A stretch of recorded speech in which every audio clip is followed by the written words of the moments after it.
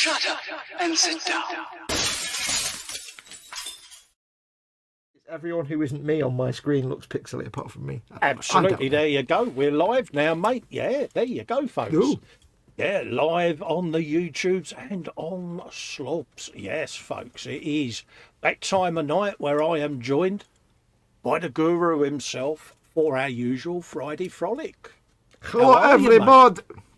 Hello, I am fine, thank you, please. Hello. Yes, I'm fine, thank you. I'm not too bad. Very warm in here as always. How are you, dear boy? I'm all right, mate. I've got my window open. The fireworks have desisted now, or deceased, or whatever you want to call it. So, we should be out still got a few going off around here.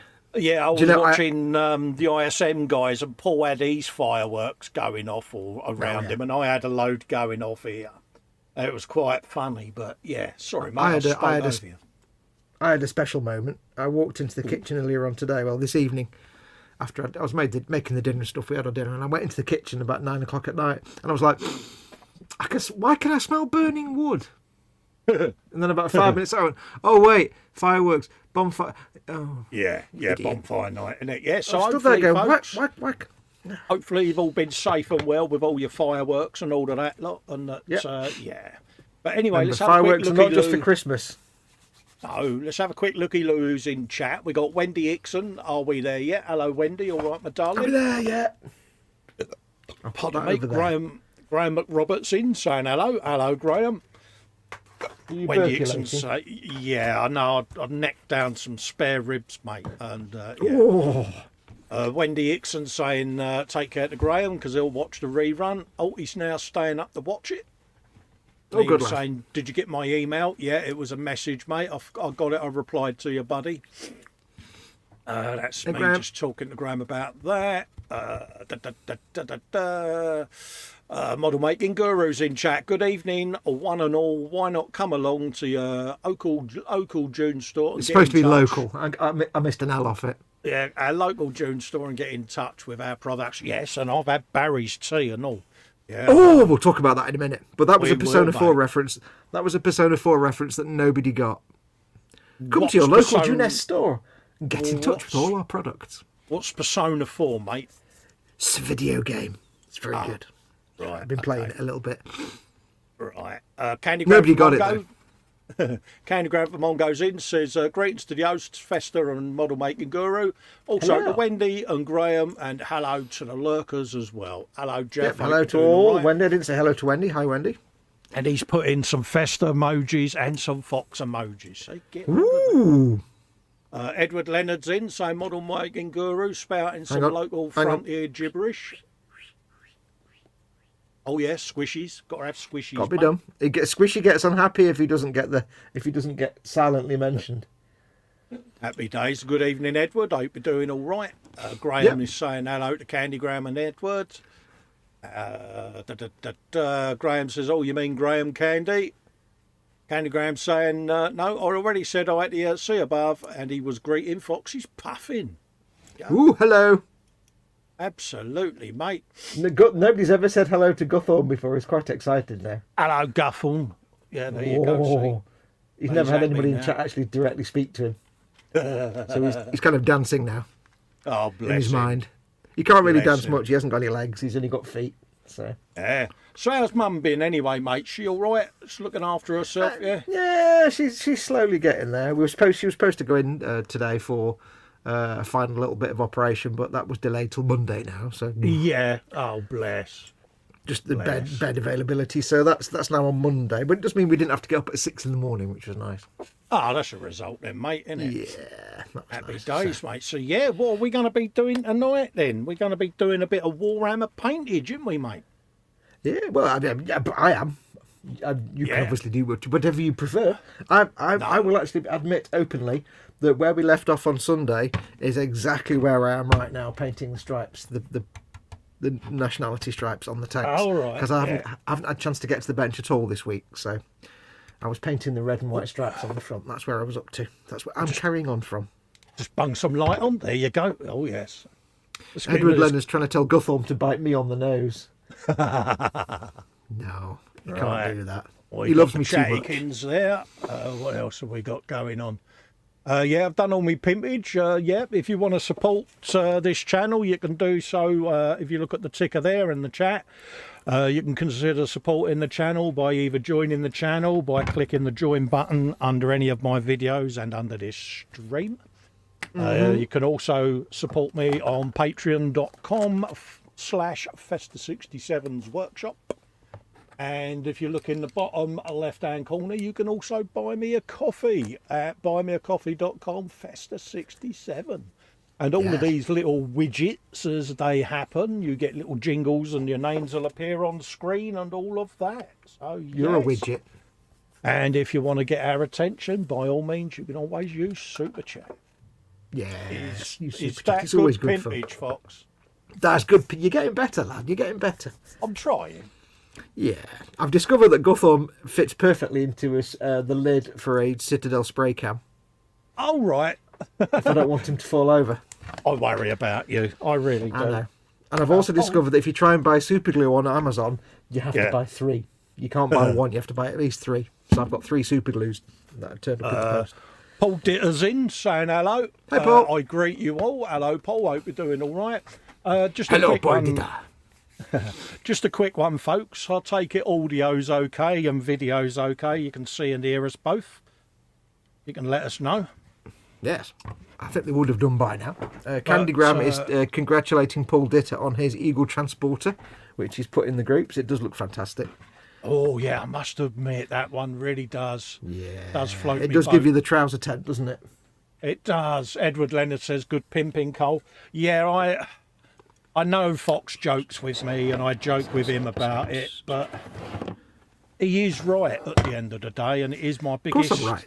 my biggest, my biggest I'm weakness. such a tart. I'll get there in the end. My biggest So you're weakness talking is what? I don't pimp myself like I should, so I will try harder. Pimp it like you mean it.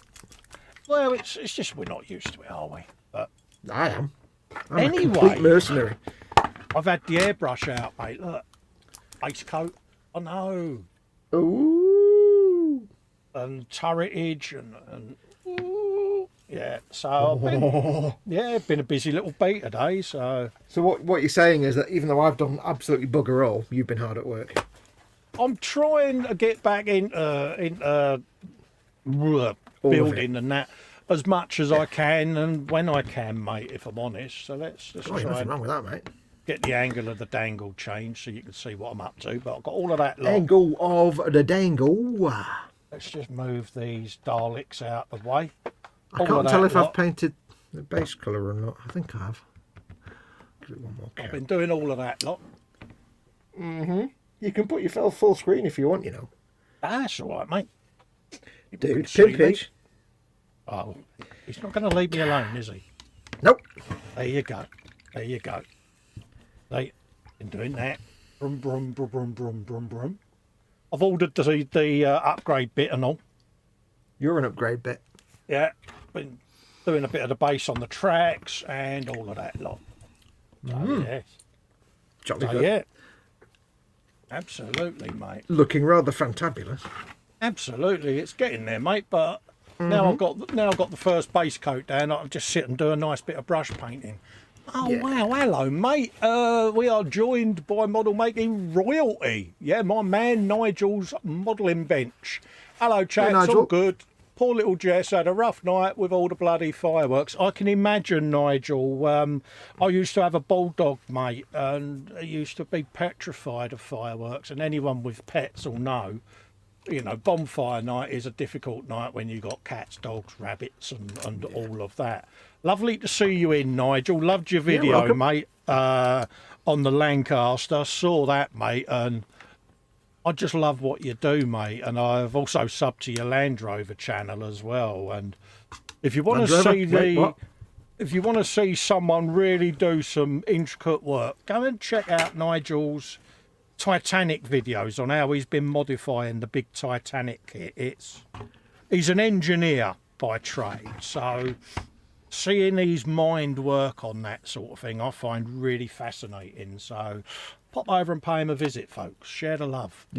You piqued my interest when you said Land Rover. Yes, he's restoring a Land Rover. What one is it, Nigel? Is it a Series 3? If it is, you're going to get swishy noises off of his lordship there. So, is it by any chance a blue Series 3 short wheelbase with the registration TUB334W? That would be the bizarrest of coincidences. yeah. But no, I mean, I've seen restorations done. It's unbelievable, mate. Honestly, it's better than if it had just come off the production line. You know, it's a Land Rover. It's not that hard if it's a Series 3. Yeah. Just put an air freshener in it, you've doubled the value. I miss my Series 3. I'm sad now. You have to mention Series. God damn it. But no, it's nice to see you in, mate. Always nice to have new people in. Yeah. It's nice to have old people in as well. But oh, absolutely. New faces are always a good thing. Yeah, it's just nice. Just nice that people are coming in and visiting us, mate. Yeah. Yes, so you're at that stage. Oh, Graham McRobert did ask me what I'm working on. I'm still working on my two Bane blades. My two Bane blades. I'm going to put you full screen. There you go. I've not really got anything to show because I'm in the middle of painting, but yeah, I'm still working on my two Deathcore Bane blades. I've got the base colours all down. This is all brush painting apart from the sand colour, which was a rattle can base colour. I've got the base colours down, and now I'm doing all the bits and bobs and details and putting some stripes on the front. Yeah, and I've got me German grey version as well. So I started doing these stripes on Sunday, and to get the base white colour is like 8 coats of various different shades, so it takes a while. Nigel's modelling bench comes up with good, and he says, well, Colin, you did start me on this. Remember years ago when I asked you how to get going, you told me get an iPhone and a memory card. I do, mate, I do. And you're up there on 15,000 subs, mate. I'm still on 1,000, so it's nice to see you've done it and done it well, mate.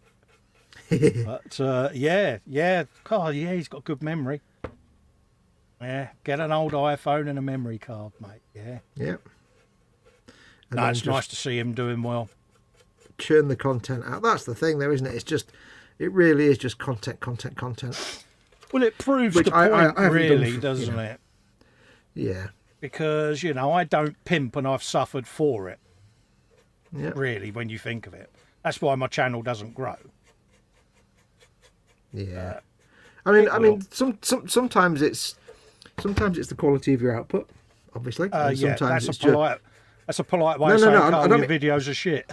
No, I don't mean you. When I say I don't mean you. I mean, I'm saying in the grand scheme of things, sometimes it's down to the quality of the output, sometimes it's down to the amount of output, and sometimes it's down to just the specific subjects. Some people will get lucky and do a video that might pique someone's interest, and that'll be like me with the Millennium Falcon ones. Yeah, I'd still be on, a couple of thousand subs if it wasn't for my Diag Falcon kickstarting it all. Yeah. So sometimes it's just luck of the draw. Mind you, one that I've been getting quite a few messages on this week is the upcoming Steampunk Kshatriya. Oh, God, yeah.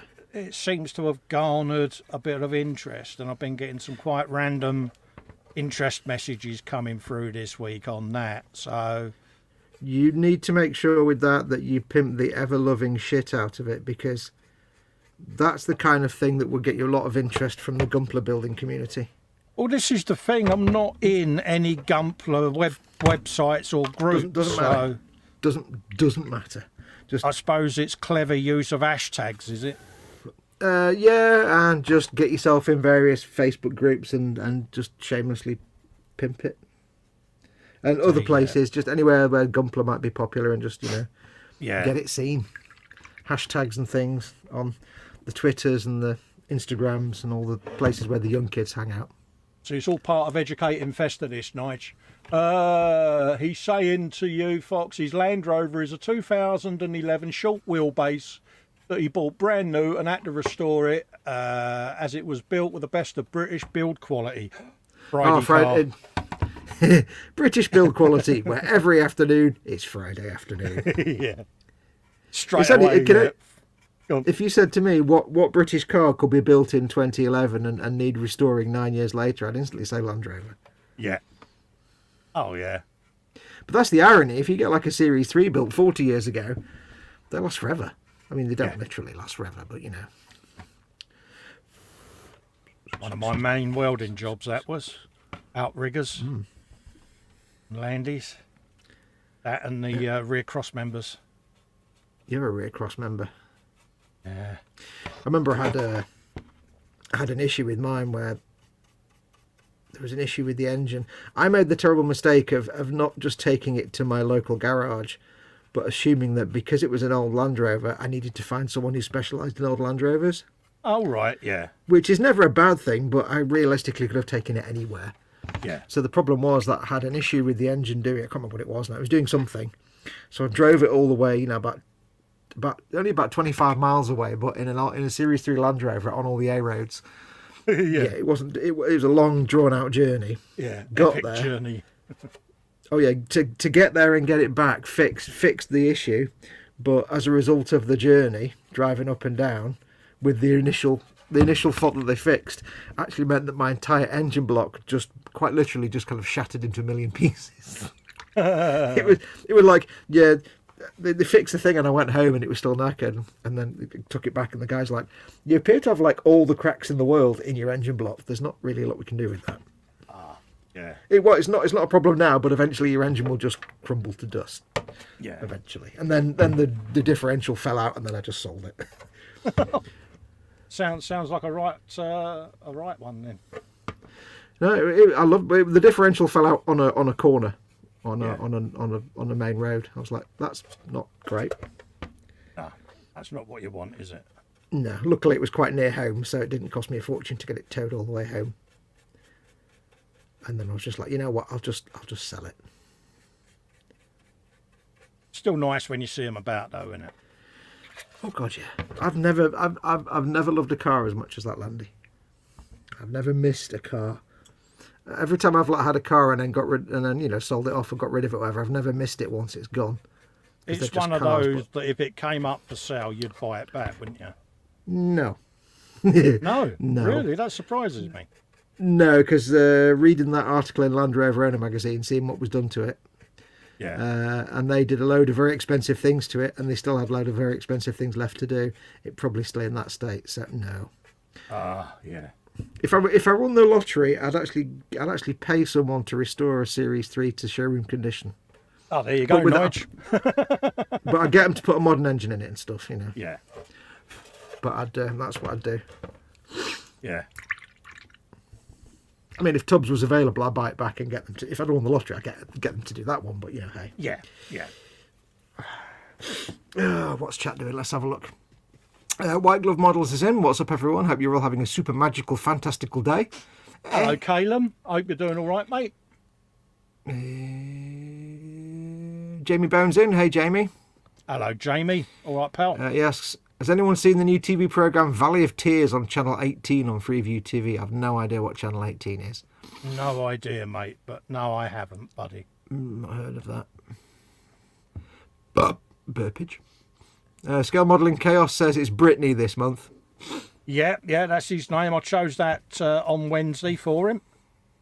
He has to have a name every month other than his own.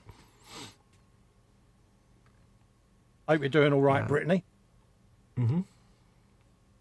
I was surprised he didn't call him Miss Funny Fanny or something like that. Well, it was Pussy Galore last month, so... That's what I was going to say, Miss Funny Fanny. Miss Funny Fanny. I know, it's a... the Bobbins is in. It says, good evening, chums and chumettes. Hello, Bobbins. White Glove says, definitely would need a new chassis, Fox. Yeah, my chassis wasn't actually... I think when I bought my Landy, the previous owner had actually wax oiled the chassis. Yeah. It was a reasonably restored chassis and they wax oiled it, so it was fairly good, the chassis was. That was usually the thing, wasn't it? Was making sure that had been done. I used to do a lot of old minis back in the day, and yeah. Yeah. Do. Many an hour of fun was had gunning around in old minis. I tried driving an old Mini once, like the old classic Mini, not the modern crap, but the original Minis. Yeah, seriously. I tried driving, and it was a 1976 Mini something or other. Yeah. And at the time I was driving. What was I driving? I think at the time I was driving a Ford Escort. Oh right, yeah. like a 1987 Ford Escort. It was about 10 years old. And before that, I'd driven Escorts and Fiestas. Anyway, but so I got in this girl's Mini, and she said, "Will you just drive it, park it over there?" Because she was doing something. I could not drive it. Oh, really? Because, well, first of all, the steering wheel was like that big. It's like trying to turn the wheels with a screw. Yeah. It's like having nothing but like a washer to hold on to. And when I put my foot on the accelerator, I put my foot on all the pedals at the same time. I can't drive. I can't separate out the pedals. They're all there. Like on my car, all my cars, you've got like a pedal there, a pedal there, and on this thing, it's like there, and there. It's like I was like, I can't, literally can't drive your car. I cannot drive this car. It's just everything's too small. And then when I had my Land Rover, my friend who at the time had a modern Mini Cooper. So this is like 2008 or 2009. Yeah. One of the first generation of the BMW Mini Coopers. He had one of those, and he said, similar kind of thing, he just pulled my car down there while I sort this thing out. Yeah. And of course, I had this Land Rover with a big bus wheel and pedals that require your entire leg. So I tried driving his little Mini, and I was bunny hopping that thing all over the place. Like I was used to like doing 400 turns to turn left, and I was like, I was doing 90-degree turns in his Mini. It was. I said, I can't drive this, mate. I'm too used to driving my big, massive Land Rover. It's just not going to happen. Oh yes, good old Minis, mate. Edward Leonard says, "Read this. Fox is a chud, lol, and wears girly pants on Sundays." Oh, bless. Dave's in. Model Maker Dave's Workshop's in. Hey, Dave. Hello, Dave. How you doing, geese? Apparently, I wasn't supposed to read that out there. I'm guessing right. that was you supposed to read that out. I'm going to guess. Hey, look, it's Dad's favourite colour.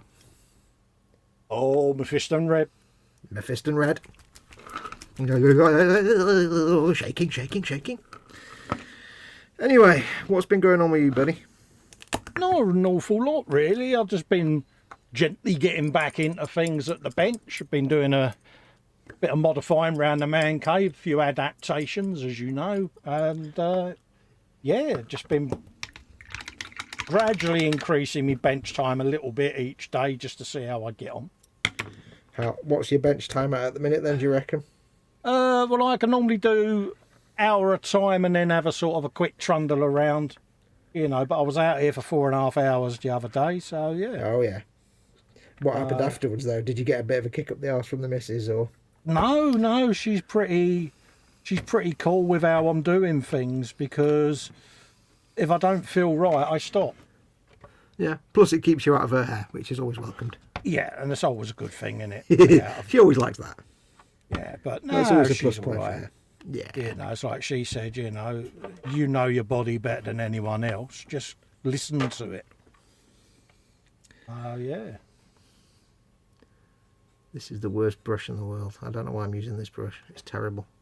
But no, it's nice to get back into the hobby in a way. I mean, it's only been 6 weeks, but you do miss it when you're not able to come to the bench when you choose to. It's one of them. Yeah. We all have times when our mojo goes and we take a time out, but that's by choice, isn't it? Whereas when you haven't got a choice, it's more difficult, isn't it? So. Yeah. But no, it's all good, mate. Yeah, you get the mojo gojo and the mojo just buggers off. Yeah. And you're like, okay, Xbox it is then. I'm quite content, it's everyone's happy with what I'm doing, and yeah, so good. That's the thing, it's all about your recovery. That's all we care about. Well, yeah, that's it. It's 6 months to a year to fully recover from it, so I know there's going to be times where it might let me know that I'm going a bit too mad. Well, fine, so be it. Yeah, there'll be some days where you can do a lot of stuff, and there'll be some days where you really can't, but well, this is it. I tend to do like knowing when not to push it, isn't it? Yeah, it's like today I shall do the show, whereas tomorrow I might just do a bit of video editing, and I shall do that away from the man cave. So, and then I'll do another show on Sunday, and then Monday I'll break until I come on for remodels. So it's just learning new ways of doing things, really, mate. Yeah, it's just working with a new set of tools, isn't it, really? Of course it is. Of course it is. It's all gravy. It's all good, mate. Oh, yeah. You know, it could be a lot worse. That's how I see it. Yeah, exactly. Compromise is never a problem when it means you get to do at least a bit of what you were doing before. Yeah. Yeah, exactly. If it means you can carry on doing or doing most of, if it means you can carry on doing most of what you were doing before, then compromise is never a problem. Yeah. Yeah, that's it. You know, it's... dare I say it, the hardest part is knowing or educating yourself that if you need a hand with something, you've just got to ask. Yeah. But you know what I'm like. I'm too stubborn to do that. Whereas now, it's a case of, well, actually, I need to. But that's the thing, though, isn't it? That we all learn when things go a bit awry, that asking for help is both the easiest and the most difficult thing to do. Yes, yes. It's the easiest thing to do that most people struggle to do. Yeah. Yeah. But for no real logical reason. But no, you know, H and Lex are brilliant because they know, they'll say, oh, what you're up to, blah, blah, blah. And then they'll amble out into the man cave and they'll think, well, he's going to need that. He's going to need... And it just all suddenly has appeared on the bench. Yeah. You know what I mean? And yeah.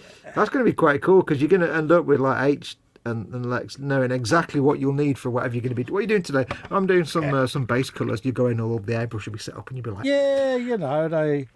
Before you know it, they'll be painting their own build. You know what you're building next in your stash, and of course, you know the stash is stored in another room now. Suddenly, all the kits that I've got marked up that are going to be built over the next 3 months suddenly have appeared in the man cave. Oh, yeah. You know, they've gone in the stash and they've got all the stuff from the bottom shelves and all of that. Yeah. So it's nice, you know, that they're looking out for it. But, you know, it's like Ellen says, you know, at the end of the day, if you injure yourself, you're back to square one, ain't you? So yeah. But the thing is, if you injure yourself, square one isn't doing the same thing over again because it was the last chance saloon, wasn't it? So absolutely, you know that you're going to be careful anyway. Oh, bloody hell, You're no fool. Well, you are a fool, like me. You're an idiot. Absolutely. You know, we all try to push the boundaries. Don't get me wrong, but not this time. We always try and get that extra 10-minute line in the morning and things like that. Yeah, but not this time. It's like no.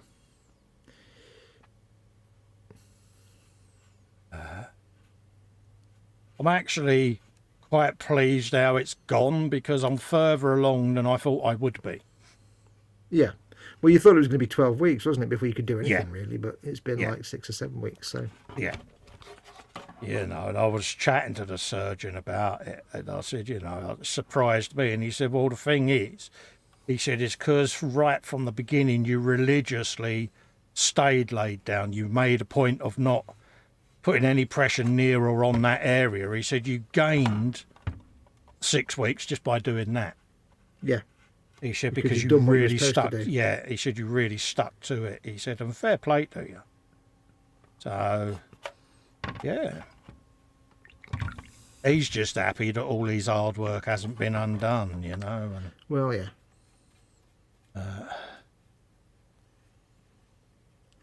You know, he didn't go through all that hassle of doing all that work just for you to screw it up. No. Yeah, you know, and he's pretty open and honest, you know. He said there may be tweaks that you need in 12 months. He said, we'll look at it. He said, you know, he said, if I need to go back in and do anything, he said, but your next big one is going to be the fusion of your upper spine. And he said, so, you know, he said, but that's going to be at least 18 months' time.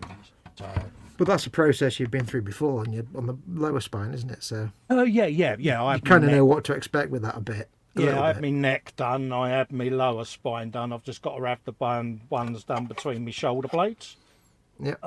So I kind of know what to expect and know it's on the radar. And yeah, that's not quite unknown territory, is it? So no, it's all part of it, you know, and it's penciled in, and I know it's coming, you know. Whereas this one, because it was such a rapid downturn, should we say, in events.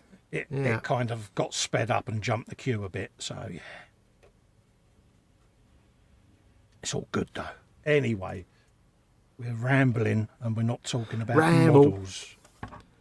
Well, that's what we talk about. We ramble about all kinds of nonsense. I know, but I get told off in comments that I speak too much about mental health and my health. So I had a quite nasty comment about it, and I'm mindful now because I seem to be the bad guy.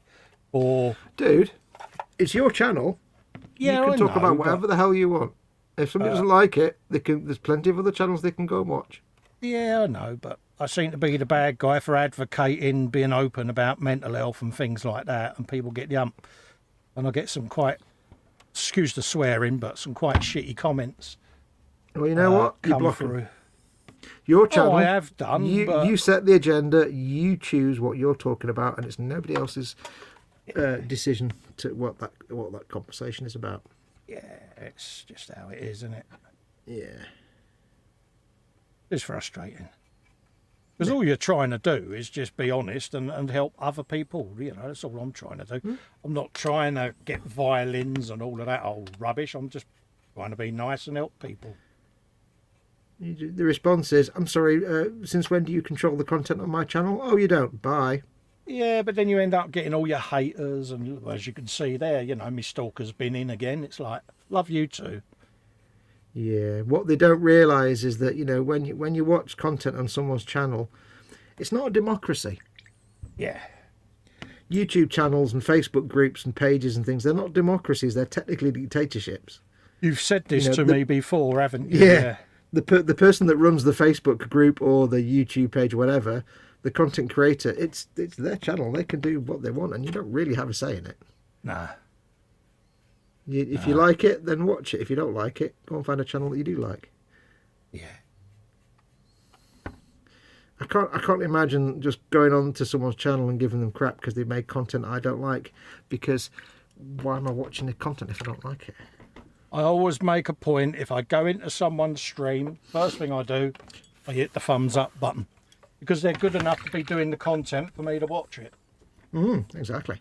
That's how I see it, and it's the least I can do is thank them for their work is by saying, well, yeah, thumbs up, well done. Let's have a look at the chat. Why are you talking about that? My neighbour up the road had 2 pigs, says Paul Ditter. Tonight at his bonfire, we ate them. Oh no. Not that that's a problem, of course. Oh yeah.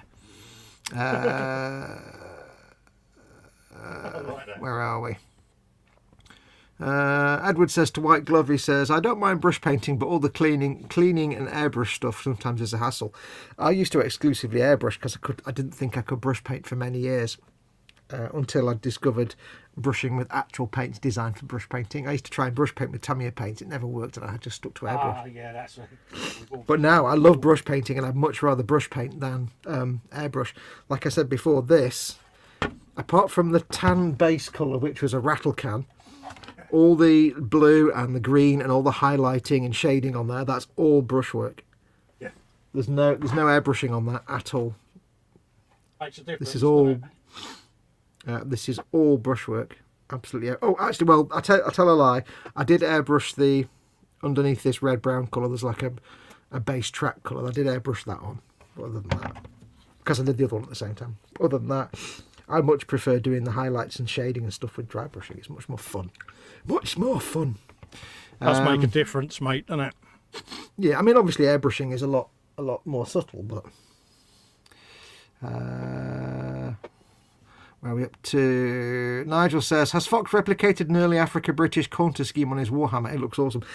Sort of. I've gone for a sort of faux counter scheme because I'm doing 2 Baneblades for the Deathcore of Krieg, and I'm doing one as a sort of classic Deathcore of Krieg German grey style, and one as... I decided to do the other one as I just love that counter scheme, the Matilda tank kind of colour scheme. Yeah. And I don't know why I decided to do the red and white stripes. I quite like the look of that on Warhammer tanks. I beg your pardon? Sorry? I wonder what that was then. I Sorry, thought you got your happy. stirring... I thought you got your happy toys out again. No, I'm stirring me paint.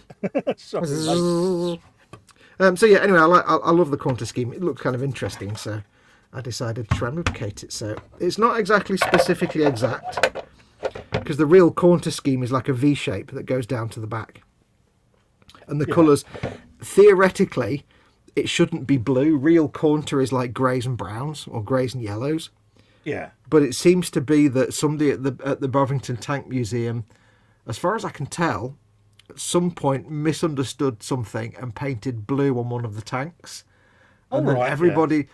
It may not be Bovington, but there's a Matilda tank that was kind of used as the reference for many of the tank kits, like the one that Tammy got their reference shots from. Yeah. Was the one that I think you see in Bovington Tank Museum, I think. There's not many of the Matildas left, so... But anyway, something went wrong and they painted it with this blue colour and it just became accepted that it's blue. When in reality, contour was like greys and yellows, it wasn't actually blue. But it just looks great in blue, so... I like it. Where are we up to? Edward Lennon says, F them, Colin. Mark Shellard says, Festa, you're doing a great thing. Candy Graham says, who gave you a nasty comment? You try raising awareness and giving people some help and you get barbecued for it. Oh, mate, I think it was you I was telling about. It's the first time in all the years I've been doing YouTube that I've actually reported a comment, but it was so bad. That, it really was. Along the lines, all I'll say is, they didn't want me to survive my surgery, put it that way. Yeah. And that was all because I had the audacity on the Friday Frolic, and it was a conversation me and Fox were having, which was mental health, and, you know, obviously the fact I was going in for surgery, and this person just didn't like the fact that we spoke about it and was quite nasty, and I don't think I deserved it, to be honest with you. You know, I've had a lot of shit in this hobby. I don't think I deserved that. So, yeah. He dropped out. He has, hasn't he? Because he's gone quiet. There he is. He's back again. I have returned. You know, I've had a lot. Yeah, I was in the middle of saying my response will be, it's my channel. We'll talk about what the hell I want to talk about because it's my channel. Oh, yeah. But it's like I said to you before, you know, you do. You get a lot of shit in this hobby at times, and you sometimes think, is it worth it? And... that was just one of them occasions I thought have gone too far. So, no. It doesn't take long to get used to the idea that when you get a crappy YouTube comment, you just remove it. Oh, absolutely. Oh, somebody's giving me shit. Delete. Done. There you go. Stop thinking about it. Doesn't bother me anymore now. I don't pay attention to it.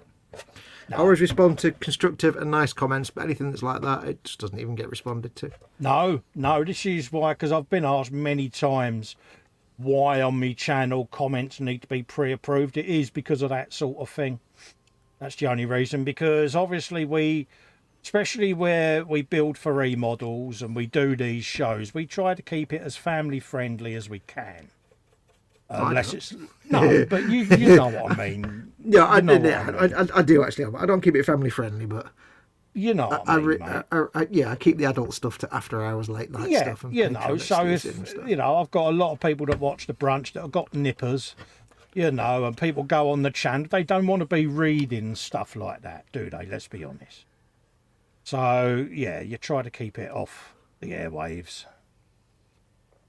I'm not the only one it happens to, you know. There's a lot of people in the community that have to put up with it, but I think it was you that said to me, when you start YouTubing, you have to develop a very, very thick skin. Oh yeah, it's part of the course. Yeah. But I've always had this attitude of whatever. Yeah. I just look at a comment like that and think, well, you're a tit, and then I just move on.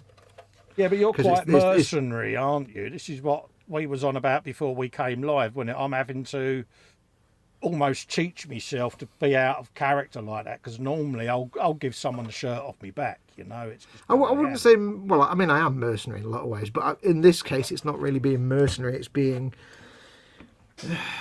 it's not being affected by stuff that doesn't make any difference anywhere. That's not really doesn't stuff that's not worth getting stressed about. There's no point getting stressed about it. Yeah. Some spoon on a comment wants to make a tit of himself, then feel free. I'm not anywhere near him. No. It's not costing me any money. Most people will just point and laugh anyway, so. Absolutely. I can see this red is going to take several coats. And for them to hate us, Fox, we're getting paid for it. That's the funny thing about it. Oh, yeah. If you hate my content, but you're going to sit there and sit through the advert. Do you remember that time on the E-Model show when we got a £5 super chat just so that someone could throw an insult? Yeah. It's like, brilliant, that cost you £5. Thanks, ka-ching. Yeah, and that was hilarious. We were sat there creasing up after that show. Because we were there going, did somebody just pay £5 to put a super chat to tell us that we suck? Yeah. Yeah. They really don't understand how this works, do they? That's not quite how trolling works, but never mind. I fully support that method of trolling. Just giving me money to troll me. I'm just more than happy, thank you. It was one of the funniest ones we've had, wasn't it? Oh, yeah. It's like, I don't think he quite understands the whole point of trolling. Yeah. No, I just kind of, that kind of comment, I just don't care. No. It doesn't affect me in any way. The only person that comes out looking a bit stupid is the person that makes the dumbass comment. Oh, yeah. And usually everybody else in the community just goes, well, you're a tit. Absolutely. Yeah, it's... Yeah, you do, you sort of think, well, a few years back you would have got involved in a game of insult tennis, whereas now we don't bother. We just go, yeah, whatever. Yeah, I'd either ignore the comment. There was one where somebody said something and they said, oh, your content is blah, blah, blah. And I said, brilliant, thanks for watching past the advert. That was all I said. Yeah. Yeah. And they go, oh, yeah. Yeah. Because the minute you start reacting and getting involved in a spat, you're giving them what they want. Oh, yeah, you don't even bother. And it is so tempting sometimes, but... Yeah, but so the thing is, when it's your own YouTube channel, you do have the power, of course. So when somebody says something stupid, you then put your witty response, and then if they try to respond to it, you just delete that comment. So all people see is their stupid comment and your awesome witty response. Yeah. And they never see the other side of it. But again, they kind of forget that bit when it's trolling someone's channel. Anyway. This is all inside baseball that I'm sure nobody wants to listen to. No, absolutely. Bench and belly, folks. Yeah, what's on the bench and what's in your belly, peeps? What did you have for your dinner, Colin? Very important. The most important question you're going to be asked all day. What did you have for your dinner? Spicy chicken wings, barbecued spare ribs. Luke Carswell's in chat saying, evening, folks. Hello, Luke. Hope you're doing all right, mate. Sausage rolls, that plate of noms that you get that is all the things you shouldn't be eating all on one plate. I had a big plate of that. You mean a special treat dinner? Yeah, because you've been good. I have been good. Yeah, she said you've been really good. You've been up against it. You've, not busted her ears because she's nagged me a few times. She said so. Yeah. Yeah, because you've been good, we'll put your heart at risk just this once. Yeah, that's it. Yeah, you're going to have a pig out tonight. But, yeah. It's like the other day when I really couldn't be bothered, mate. I was so tired the other day. I was like, I cannot be bothered. There's so much washing up in the kitchen. I can't be arsed making dinner. Yeah. So I says to Mama Fox, because you've been good, she hadn't done anything all day. Because you've been good, do you want a takeaway? Yeah, okay. Oh, bless her. It was a treat for her, but it's just because I couldn't be bothered. Today I had for the noms, I made a spaghetti bolognese, but it wasn't really well. In terms of, it wasn't bolognese. It was not in bolognese at all, because it was turkey mince. Yeah. Which, if you've never had turkey mince, by the way, oh God, it's fantastic. It was Really? Turkey mince in a butter chicken sauce with red onion and big fat mushrooms all chopped up. Yeah. And whole wheat spaghetti. And it was, there's so much of it left in the pan. That's my lunch for tomorrow as well. Sounds gorge, mate. Yeah, well, I forgot tomatoes, but then it's all right. It doesn't really matter. But it was still nice.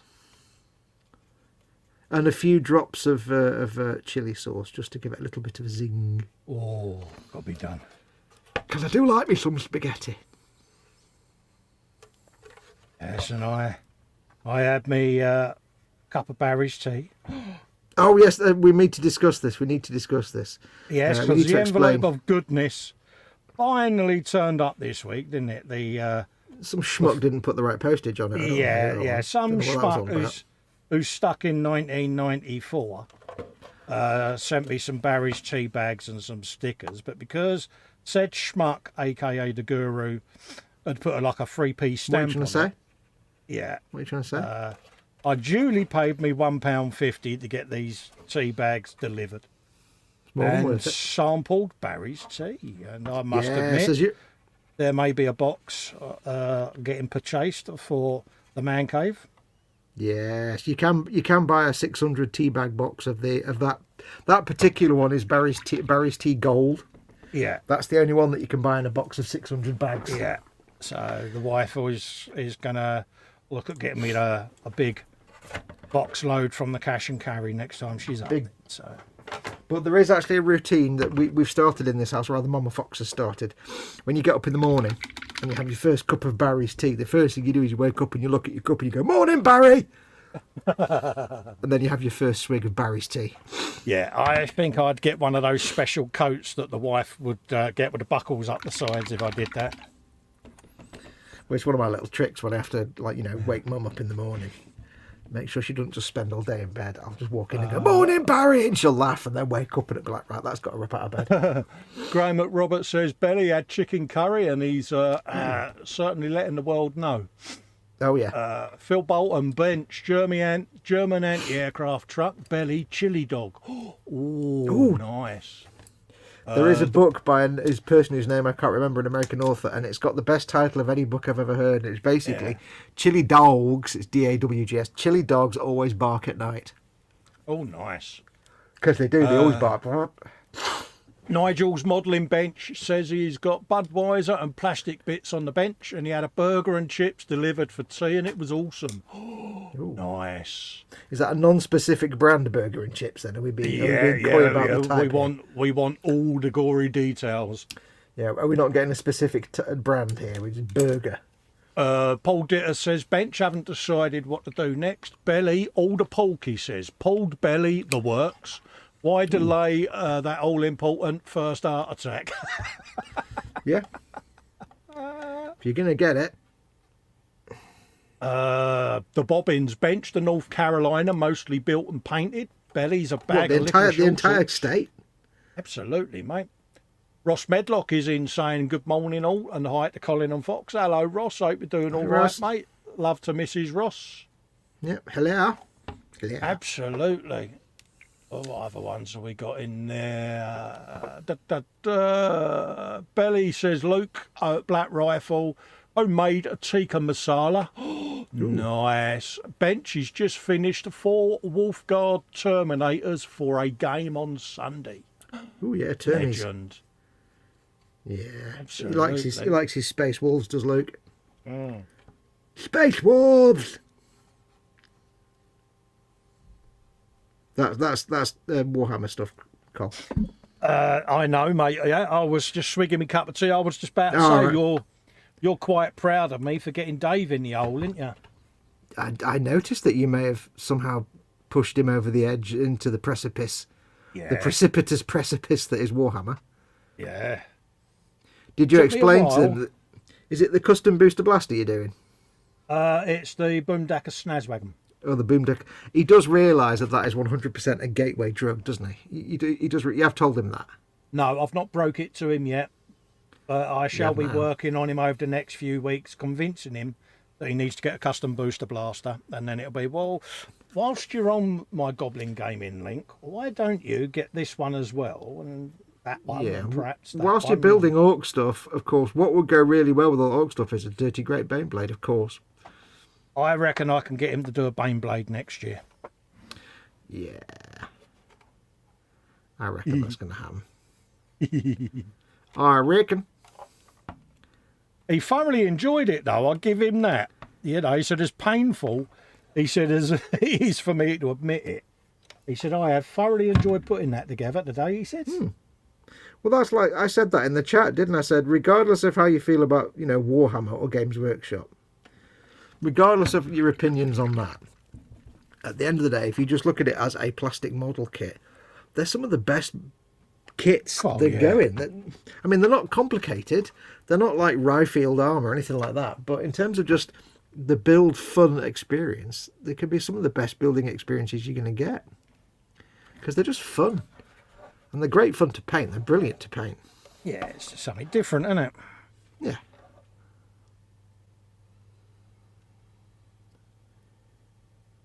There's me a bit of back and forth on this red and white. There's a few messy bits here. Oh. The dividing line between the red and the white there is right where there's two rivets, and there's no way to do it neatly the first time round, so there can be some back and forth on that to tag it out. Ross Medlock on his bench, he's got Baneblade and the 3 Star Trek kits and a 35th Viper. Belly, 4 sausages with chips and spicy potato wedges. Ooh. Oh, road trip the Rosses. Spicy wedges. It's your spicy wedges here. How many for a pound? 3 for a pound. 3 for a pound. 3 for a pound. Underneath the cheers.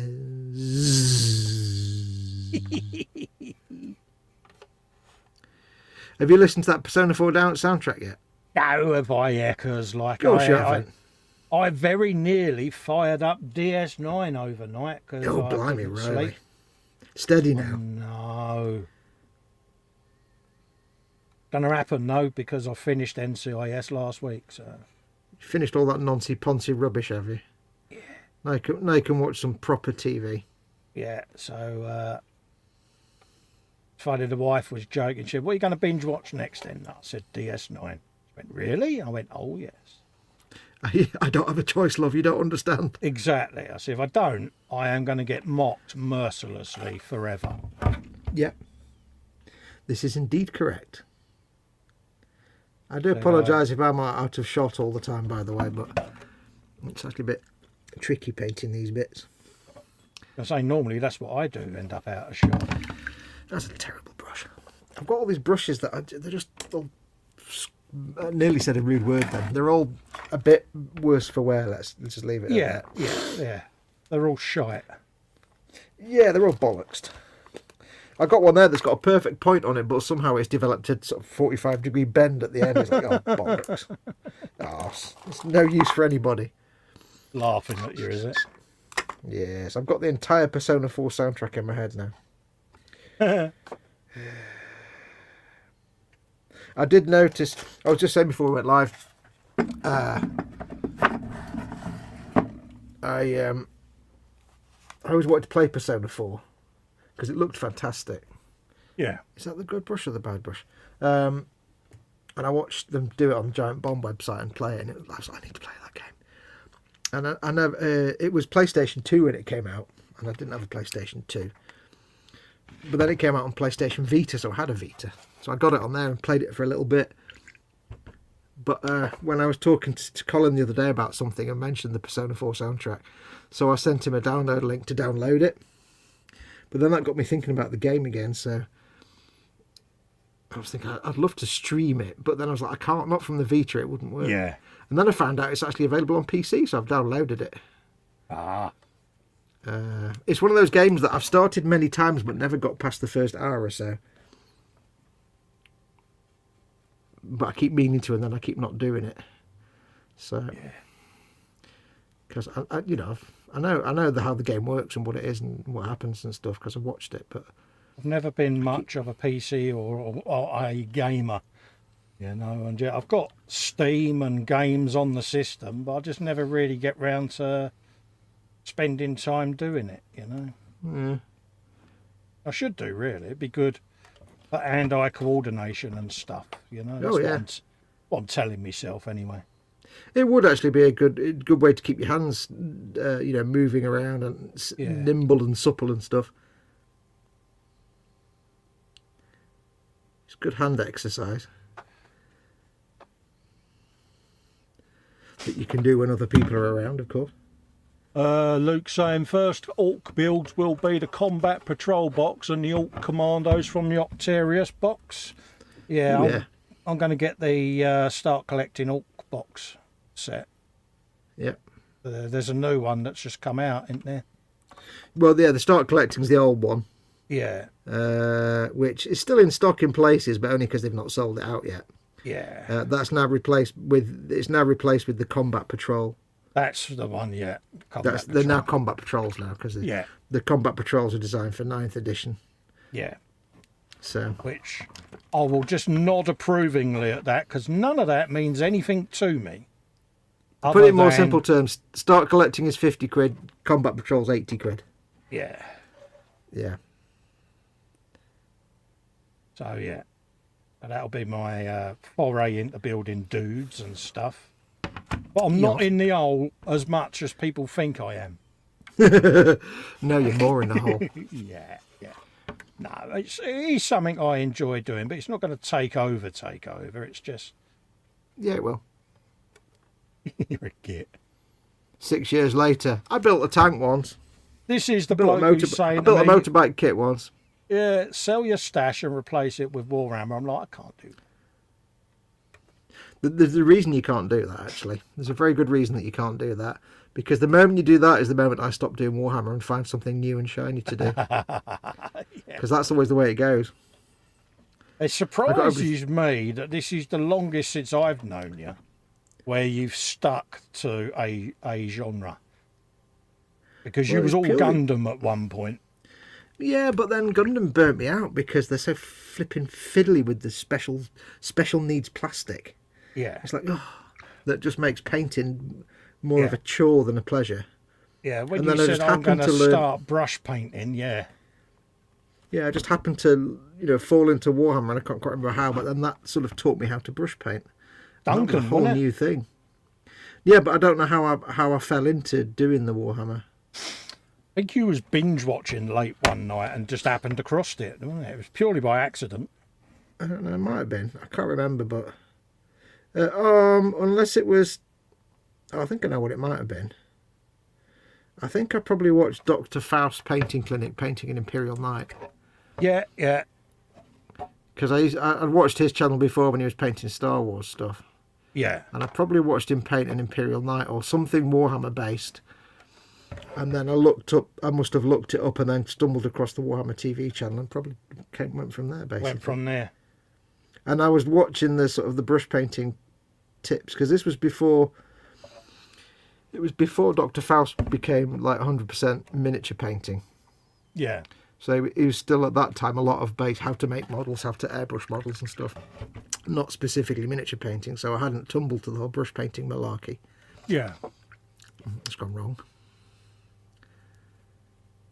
Luke saying combat patrol boxes are designed to build a 500-point playable first list for all factions. Doesn't really matter if you're not going to play the game. They are a bargain, though. Yeah, I'm going to get a set, mate. Yeah.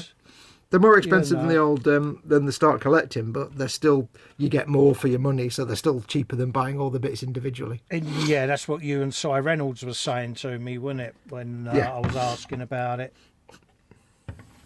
Because I was like, they're 30 quid more. Oh, that's annoying. Da, da, da, da. And then, like you say, you both went through what was in the box and what it would cost.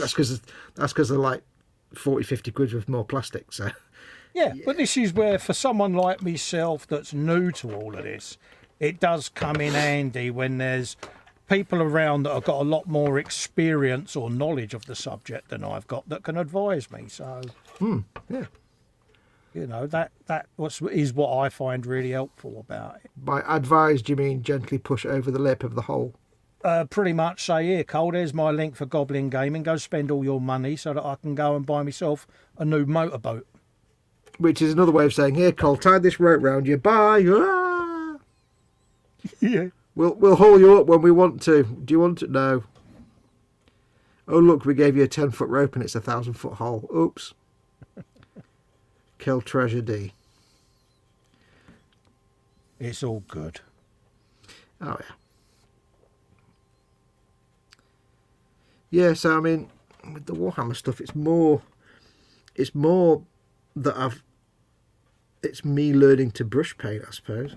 Yeah. More than anything else. Which seems weird, seeing I've been doing this for so many years, and yet this is only the 4th or 5th year I've been really working on brush painting. Which sounds really weird. Jeff's saying he saw a Warhammer 40k Combat Patrol box Orcs on eBay for $40. Oh, wow. Yeah, you might see them dirt cheap on eBay here and there.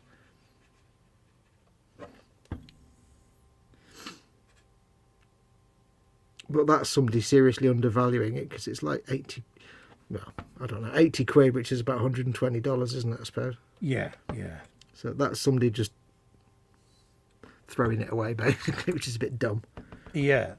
Is that someone not realising what they've got? Yeah, somebody not really, unless, of course, that's just a starting bid and it's Yeah. actually an auction. Yeah, that's trips me where up a lot of them sometimes. catch people out, yeah. I'm like, oh, look, a Baneblade for 20 quid. Oh, no, it's an auction. Oh. Yeah. Starting bid and reserve not met, yeah. Yeah, and you're like, oh, wait, no, it's an auction. Ah, fudge. Curse you.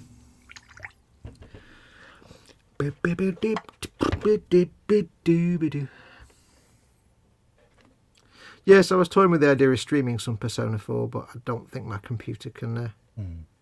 It can handle playing it just about. Yeah. And I don't know if it can handle playing it and running Stream Labs at the same time and streaming it out. I'll have to do some more tests. But the other thing is, it's the kind of game where it's more fun if you play it with somebody else there to do the commentary with you, but there's no way for me to physically do that without having someone sat here next to me. So That a subtle hint, was it? no, it's not something I could do anyway. Yeah. Because there's no way that I could have the game playing and Stream Labs running and somehow also have Yeah, it's the resources, somebody else. isn't it? Yeah, I don't even know how you do it because you'd have to have something. I don't know how you do it without the person sat next to you. Because you'd have to have the game and Streamlabs and say your Hangout software like StreamYard. Yeah. I don't think it'd be a good experience for anyone all round. Let's just be honest. I've got to tell you, painting the stripes on a Baneblade is not anywhere near as much fun as painting them on a Lehman Russ. It's all bloody Yes, chunky because edges. we got them in the stash as well, didn't we? A couple of demolishers. Yeah. Although we're going to do the one. What's the one with the Gatling gun? It's not a demolisher, is it? It's a. I don't know what it is. It probably says on the back. It's a thing.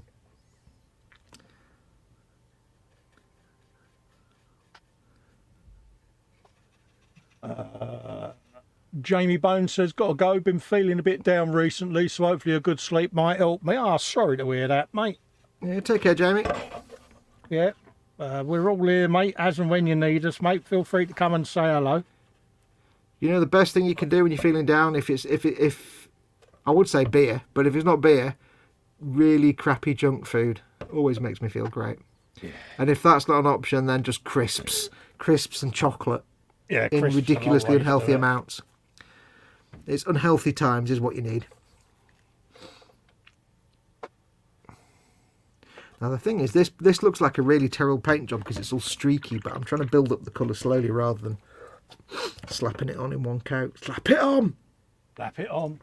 But I've also got to keep in mind I'm going to be weathering it and chipping it, so it doesn't need to look perfect, but I kind of need it to get... I can't not put it on as a nice solid red opaque layer. My brain won't let me do that. But yeah, painting the Lehman Russ, the stripes on the Lehman Russ is fun because you just follow the panel lining. But on this, it's like... Yeah, looking forward to doing that, be honest with you. Yeah, I think I was thinking about doing what colour schemes we could do. Yeah. If I'm supposed to be teaching you, it might be best to stick to a simple colour scheme. Yeah. Because the focus will be not on what it looks like, but the techniques and showing you how to do various things. Yeah, it's technique. Yeah. So, well, we could do some kind of camouflage scheme. That's just adding lots of extra complexity when I'm supposed to be just focusing on teaching you some shit. So, right, today, class, we're going to learn how to paint by reproducing this Vermeer. This Rembrandt. Yeah, no. Welcome to Educating Festa. Yeah. How long do we let's give start with the Fox? David Hockney and work our way up to Rembrandt, I think. Yeah. So I was thinking what we could do, a nice simple colour scheme that will allow us to do a lot of different techniques. Yeah. Would be that classic European theatre German grey kind of look. Yeah. Like the Deathcore one I've got there. It's like a German grey because we'll be able to do... You get the German grey base coat. We can then do some We can do some dry brushing to get the highlight areas. Yeah. We can do chipping, no problem. You We go. can do rust and stuff. And then we can also do weathering, because you get what always looks good on dark grey tanks is that kind of dusty, dry dirt weathering rather than mud. Yeah, yeah. And that's quite good fun. So that I've got to practice that a little bit, but that'll be fun. But that'll give us a good few techniques. You know, you get your, and it's just something nice and simple. Educating Festa, bless you. Well, yeah, because then it's just the basics then, and then, you know, we've not spent 12 weeks painting some complicated camouflage scheme for you to go, that was great fun, but I'm not going to use any of those techniques. Yeah. Whereas if we do something not too complex, it's you get a chance to try the techniques. That's the important bit. Yeah. Without Learning spending new all the time. Yeah, because it's really about the technique, not really the end result, if you know what I mean. But it looks good. Doing chipping on German grey looks fantastic. Absolutely. Looking forward to it, mate. Oh yeah. I expect marvellous things from you.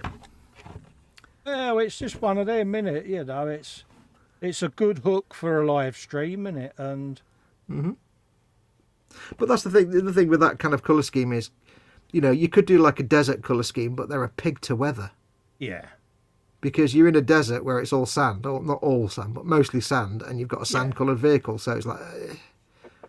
But if you do the sort of German grey look, you've got a dark-coloured vehicle, which means you can do lots of light-coloured weathering. yeah. And just really go to town with the enamels and things, and the grimes. Yeah, I just thought that'd be a nice... Perhaps, it's up to you, but I thought that'd be a nice colour scheme to do, just because it's I not don't too mind, complex. you know, it's like anything, you know. And I say, well, you know, once we decide what we're going to paint, we'll just grab the models, get them, and go with it. You know me, mate. I'm easy going. I just go with the flow. Oh, yeah. But it'll give you a good-looking tank at the end of it. Yeah. It's just a bit of fun. A little Absolutely. bit of fun for the ladies. Oh, morning, Vicar. Is that you? No. No. Mother, honestly. I had to pop Mum into the hospital today for a quick COVID test. she always gets embarrassed because we walked in and there was literally like no one in the reception area at all, apart from one of the nurse was behind a desk at the other end of the room. Yeah. So it was like the end of the day. So I just walked in and the first thing I went dead loud was go, cashier number 4, please. Mum's like, oh, look, I can't take you anywhere. I'm like, of course you can't. Of course you can't. Yeah. She still looks at you and goes, how old are you? 12 and a half, Mum. And then as we're walking out, I did this massive burp and was like, Mother! Honestly. She's like, oh, shut up. Yeah, your mum's Dr. Pepper burp. Oh, yeah. Oh. Although I've made a mistake because we've got these little metal straws and she drinks it through that and gets the massive burps with the Dr. Pepper. Yeah. But I've given her the big... I've let her... I don't know why, but I've let her use the big pink straw for the last couple of days. Oh, no. The metal straws are in the what? The metal straws are in the wash, you see. Yeah. So I think because it's ribbed, it dissipates the bubbles, so she hasn't had the burps as much. Yeah. It's most disappointing. You do realise she will now claim the massive big straw as her own. Nah, that's not going to happen. It's only until the metal ones get washed. Bless her. I think we're now on about 16 coats of paint for these stripes. Really? Bloody hell, mate. Well, it's four for the Celestra grey, Yeah. 4 and a bit for the Ulthuan grey over the top. I could have that the wrong way around. And I think I'm on the 4th red coat, but I am doing thin coats, you see, to get a nice smooth finish. Yeah. 2 thin coats. Well, many thin coats.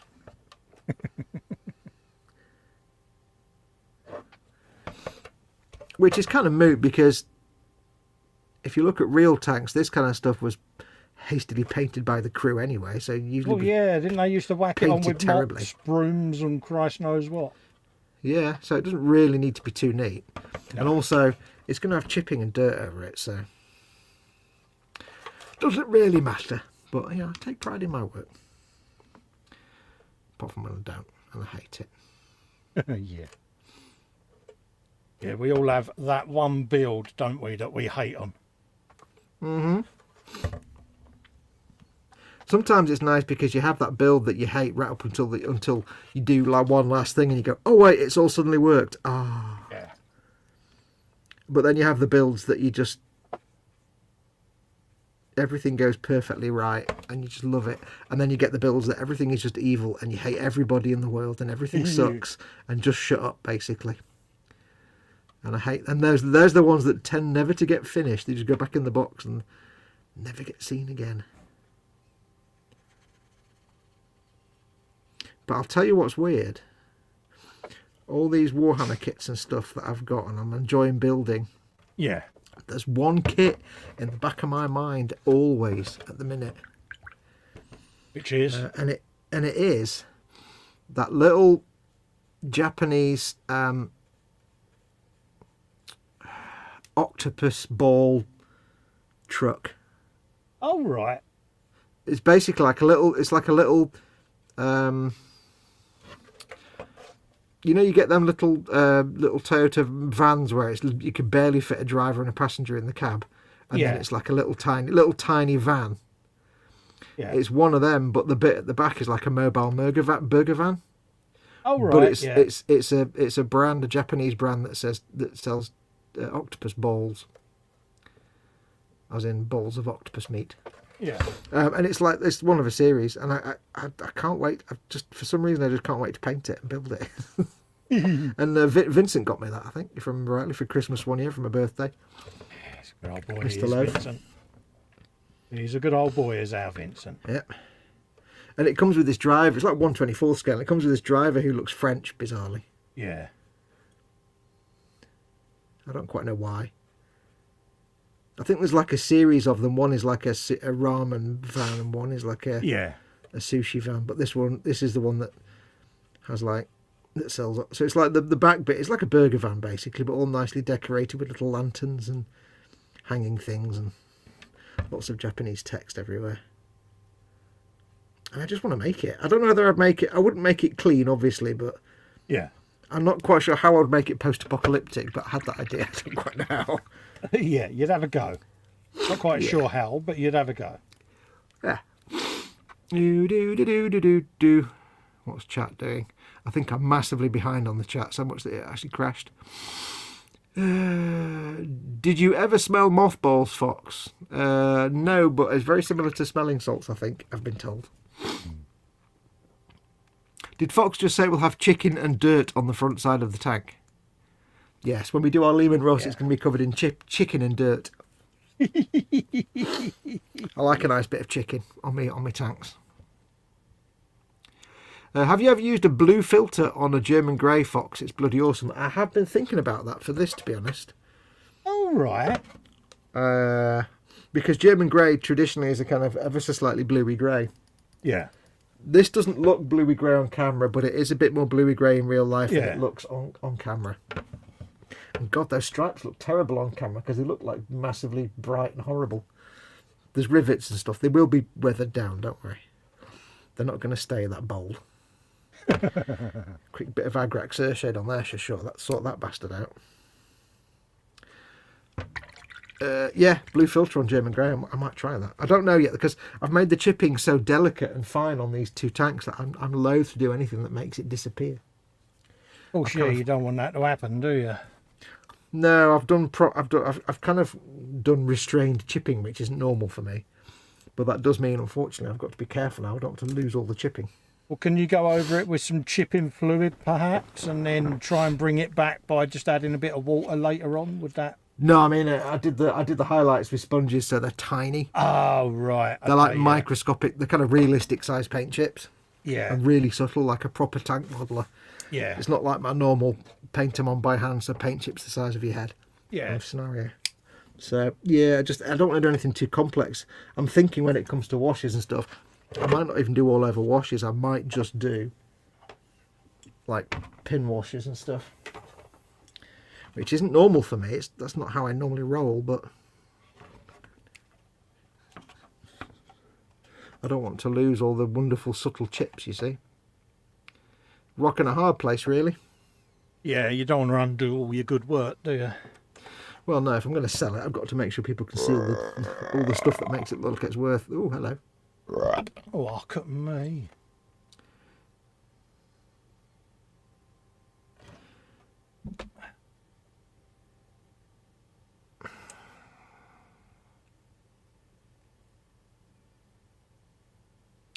Yay, painting individual rivets. Luke saying a filter would get rid of a lot of that hard work. Fox, pin washes is the way ahead for that. Yeah, I mean, I could do a very subtle filter on... It wouldn't get rid of all of it, but it would get rid of some of it, and that's what I want to try and avoid if I can. Just filtering it all away. That's why I'm thinking I'm not even going to do an all-over wash. I'm just going to go for pin washes, enamel pin washes and oil pin washes and stuff. Yeah. Just to get the depth. Because I know I'm going to do weathering on it, like dust and stuff, and that's going to hide a lot of stuff. So, but if you look at like people that paint proper, like realistic tanks and stuff, their chipping game is completely different to the way I do it. Yeah. Because mine is very stylized and unrealistic, whereas theirs is quite subtle. And if there's one thing I'm known for doing, it's not subtle weathering. No.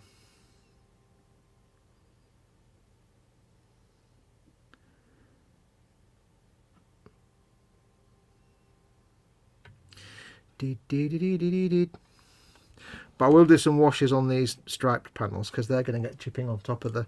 When I do a wash on these striped panels, it's to change the panel colour. Yeah. It's to give the...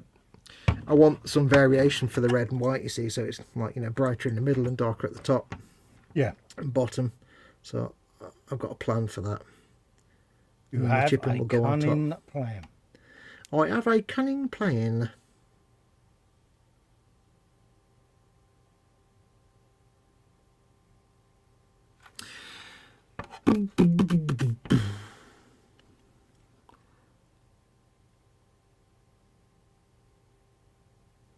I've got so much of the Persona 4 soundtrack going on in my head right now. Can't get it out of your head.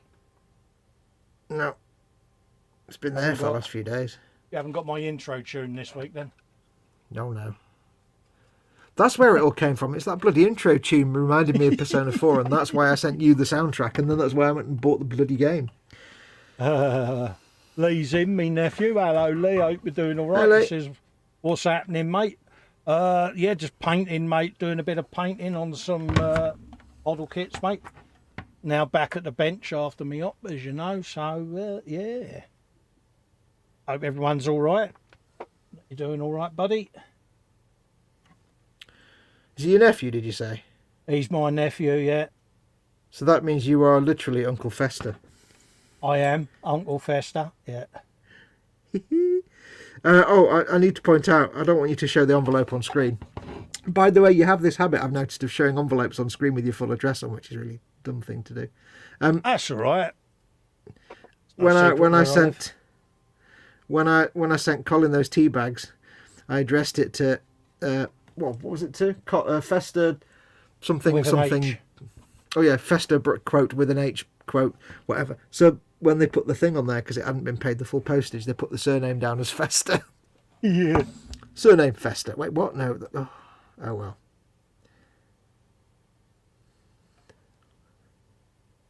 Yeah, I'm usually pretty good with the address, but I don't know why it took your post office so long. because they're useless. Yeah, that could be the connecting point there. Because I know Dad's turned up about a week late, but... Yeah, but he's only about 3 miles from you, isn't he? So, yeah. Well, not that far. I mean, not that close. But yes, what was the considered opinion of the Barry's tea then? Was it... All right, mate. Yeah, you better know than, I'm like, what do you normally drink? PG tips, mate. Oh, God, that drivel. Yeah. Was it better than PG tips, do you think? Oh, yeah. Good lad. It was the colour of these tracks, mate, in me cup. It's like, you know, because I leave me tea bag in. Oh, yeah. What, it was lead belcher? That's a bit disturbing. Yeah, it was nice and, yeah. That's all right. I've got 2 left, so yeah. Yeah. Yeah, I didn't realise you could actually go onto their website and buy it, the tea from them, but you can actually. Yeah. It's only the gold, which is that one, that you can get in a box of 600. Yeah. So yeah, There's, got to be done, innit? yeah. Lee saying, yeah, he's my Uncle Festa, all good here, bud. We'll come round soon. It's been way too long. I hope the op went well. Yeah, Lee, it's one of them, mate, because I've been in a COVID bubble, mate. I can't have anyone round at the moment because I'm kind of locked away on doctor's orders. So once I get the nod, mate, I'll let you know when you can pop over, and yeah, it'd be lovely to see you, mate. Yeah, while you're recovering, you're going to be susceptible to infections and stuff, aren't you? Yeah, it is. They're pretty strict. Can't take that risk. But yeah, it's just one of them. Yeah. Well, it's like, Mama Fox has got an op to go in for, but she's on self-isolation at the minute because she's... Oh, yeah. Part of the pre-op is to go and have a COVID swab test so they know you've not got COVID, and then you have to self-isolate. Yes, because if they can't guarantee... If they can't guarantee you've not got COVID, you can't guarantee you'll get the bed. Well, yeah, I mean, like when I went in, it was, room on his own, away from everyone else, because you're in that COVID bubble anyway before you went into surgery, and everyone was masked and gowned up that came in, and yeah, it was quite strict. Well, it has to be.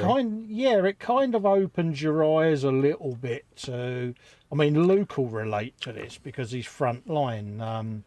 But from my point of view, because I'm not front line, I only hear and see what's on the TV. But when you're suddenly put in an hospital environment and you see all of that forensically clean thing going on around you and the protective way they treat you, it does make you realise, yeah, this is a problem. And a little bit frightening, really, because you're not used to it.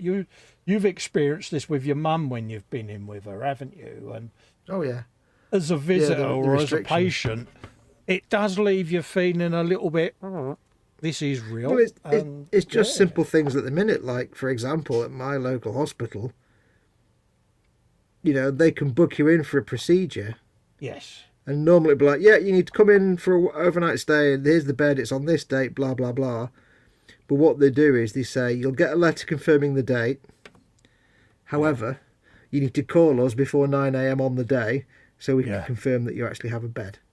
Yeah. Because the nurse said, the booking nurse says to us, every morning we have to go in and fight for the beds that we've already got for that day. Yeah, yeah. To keep them. So we can't guarantee that the bed you've been assigned will be available for you on the day, even if we book it a week in advance. So we've got to give them a call on Monday morning, make sure Mama Fox can go in for the procedure she's having on Monday. I mean, I was, the first one I was supposed to have in August was cancelled, as we know. And I got that because, at the end of the day, there's a bloody pandemic on.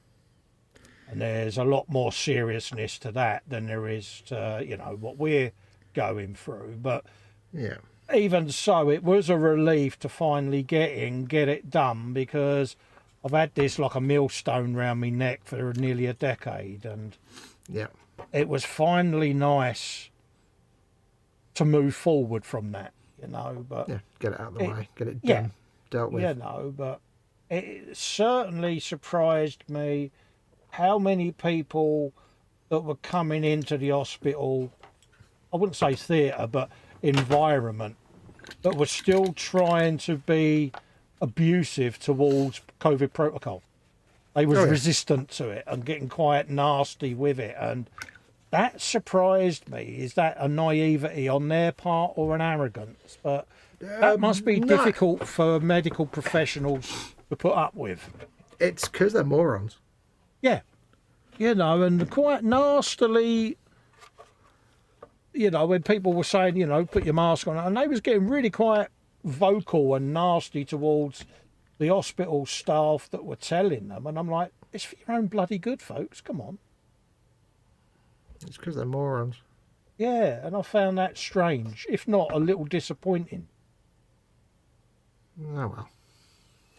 You There's know. always people like that. Yeah, yeah, it's weird, isn't it? Yeah. A good friend of mine, I think I've said this before, he was very anti-vax, very anti-everything. And then his brother got it and was quite ill with it. And then suddenly he was rushing up to try and get a COVID vax himself. And my argument with him was, well, if it had been my choice, I would have put you to the back of the queue. Because you've been going on social media spouting your diatribe about everything being a conspiracy. Now, because you've shit yourself, you want to be vaxxed. And that angered me. Because, you know, Well, I'm yeah, like, nah. You know, if you're going to spread that kind of information, then you are putting other people at risk. Absolutely. And it's And you've got to surprising take some how, responsibility for that. yeah, when it becomes relevant to them that they change their mind. And I was like, yeah, you're a bit of a tool for that. So, surprising though, isn't it, how that side of humanity can come out. Mm-hmm. Critical thinking is a skill that humanity seems to have lost Yes. in a lot of situations. Well, kind of in a falsely old-fashioned way. I kind of thought it would bring people together. Is that wishful thinking on my part? Probably, but I honestly thought it would bring out the good side. But it kind of the thing is, hasn't, it did, but unfortunately, that kind of wartime spirit lasted about 4 weeks until people realised that it was inconvenient to their current life, and then modern day nonsense kicked in. Yeah, didn't benefit them, did it? No. Like, the wartime spirit was great during the war when people had nothing yeah. and were fighting for freedom.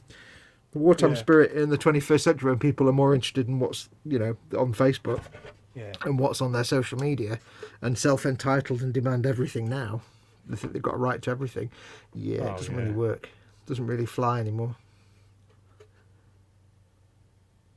He's in on that. Splued some red paint where I've zigged where I should have zagged. God damn it. Oh, well, you lie. Leave you alone for 5 minutes and it goes wrong. Yeah, I've got to tidy that bit up. I never thought it would take this long to paint stripes, but it's because it's so... I'm trying to be really careful and get nice, neat lines, but I don't need to because the wash is going to hide a lot of that anyway. Well, not only but I can't help myself. In real life, yeah, but that's your OCD, isn't it?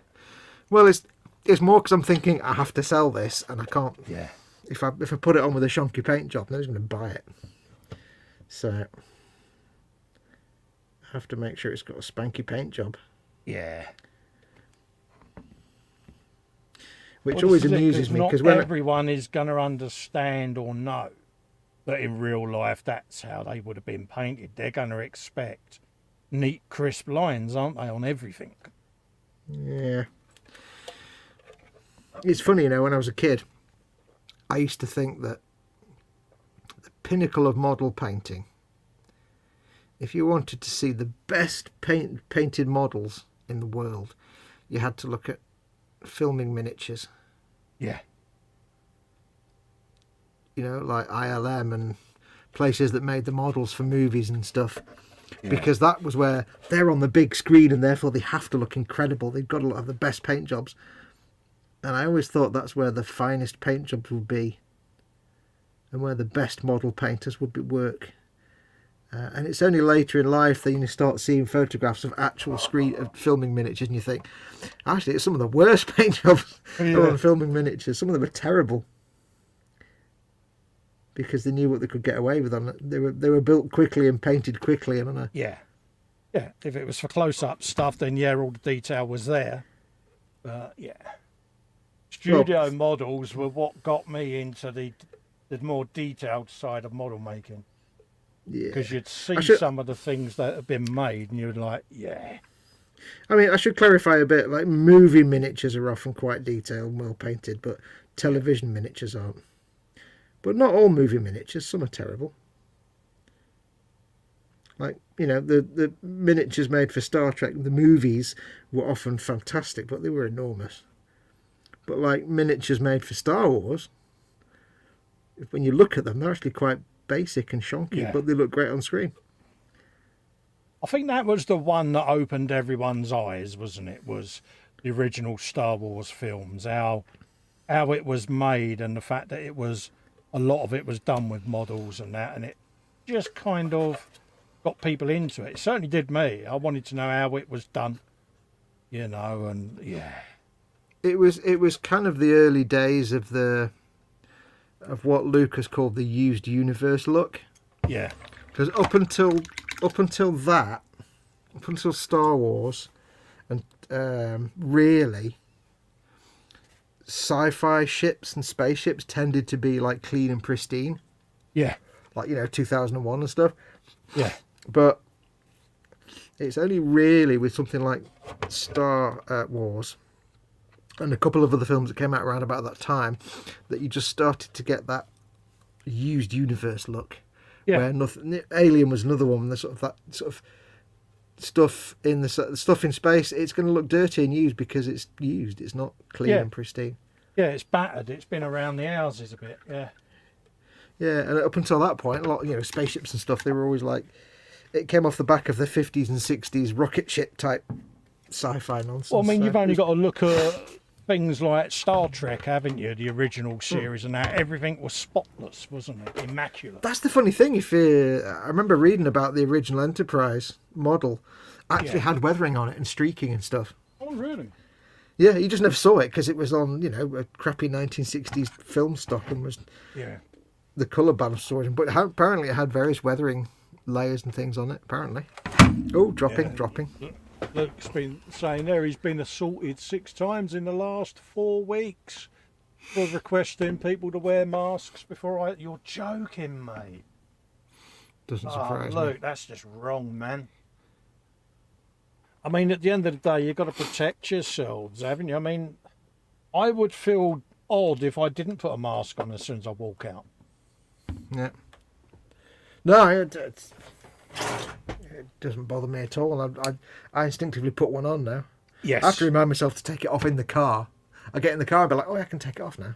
Rather than drive. You know, if I'm going from A to B and I to put a mask on to go out to the car. Yeah. Yeah. As soon as I open the front door, I've got a mask on. Yeah. But I do find myself driving along going, oh, wait, I don't need to have the mask on while I'm driving the car. You idiot. Yeah, I'll wear one in the car. When the hell I do, but not when I'm... Yeah. I'm just going to go and change my water because you can see it's... Yeah. Yeah, no, that's all right, mate. I'll have to discombobulate my headphones. 1 second. Phil Bolton's saying to Luke there, well, the rest of us are grateful that you haven't just thrown up your hands.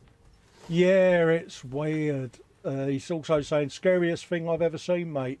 It's still a thing, and the conspiracy theorists, and anti-vaxxers are more than welcome to spend 12 hours with him.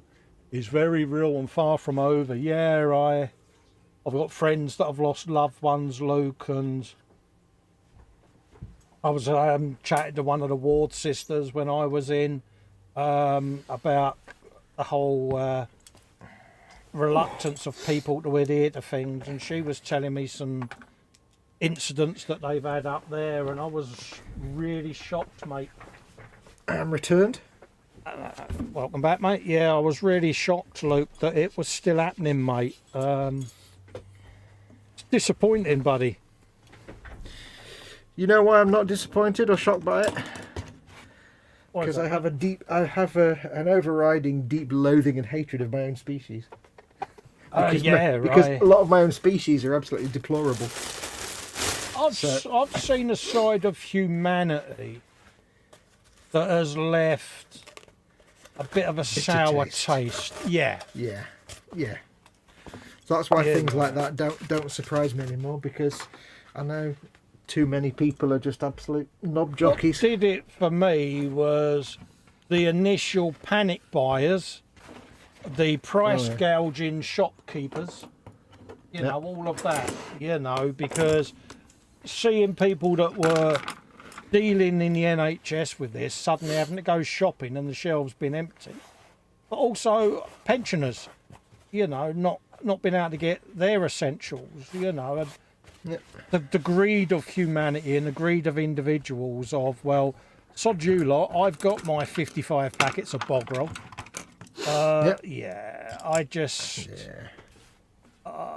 I don't know, I got quite disillusioned very early on because of that. Edward Leonard says, "Ooh, Fox has broken out the Raphael Kalinsky sable brushes. Not yet. I'm still on Citadel brushes at the minute. I've got me broken toad brushes. Yeah, I've got broken toads over there. Yeah, but I'm not using broken toad for heavy duty stuff like this. No, This is just blocking colours out. I'm not going to use my good brushes for that. my When it's toads blocking are out only going to colours. be used for hyper detail. Well, not maybe that extreme, but just for nice stuff. But when it's just blocking Yeah. colours out, Citadel all the way because cheap and Yeah. cheerful. Well, not cheap, Well, not cheap or cheerful, but cheapish and Dudes, cheerfulish. dudes and stuff is what the toads will be used for. Probably come Yeah, out on the dudes. insane blade for some of the detail stuff. Yeah, dudes and details. I keep telling myself I won't use them for metallics, but I keep using them for metallics because I'm an idiot. Yeah, why is that? Because Why, the why metallic don't you flakes, want to use them? metallic flakes get into the bristles and get into the Right. down and you into the can't get 'em base out, because they're yeah. heavier than paint, Yeah, and that's okay. what can push your bristles apart. So ideally, you don't want to use your best brushes. I keep telling myself that, but if I need a fine point for a metallic, it's going to be my broken toads. You do realise you'll incur the wrath of Cy Reynolds for that. I know. I shall grass bless you. him. Well, he might be watching, and he's probably just heard me say it, so I'm cornered now. I can't get out of that. If you are watching, Cy, get in touch. Yep. Give us a shout, You'll- buddy. You'll know why. That's all we'll say.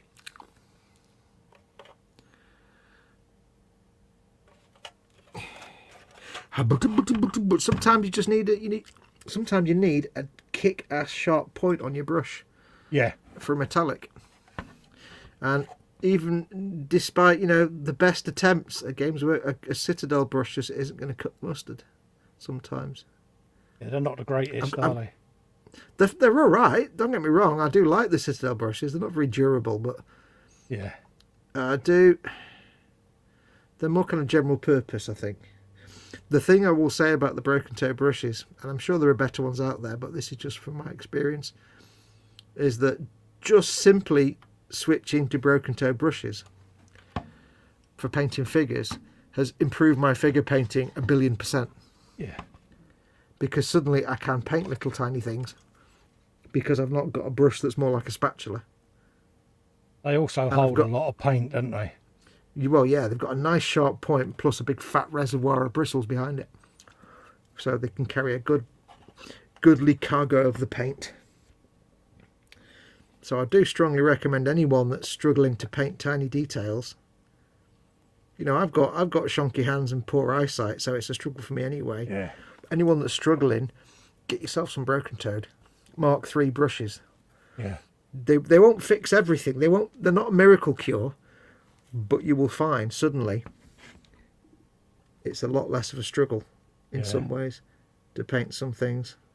Luke's Especially saying there figures. in the chat, the great British public, or the not so great British public, he's been on the front line for 20 years in one guise or another, and nothing surprises him anymore.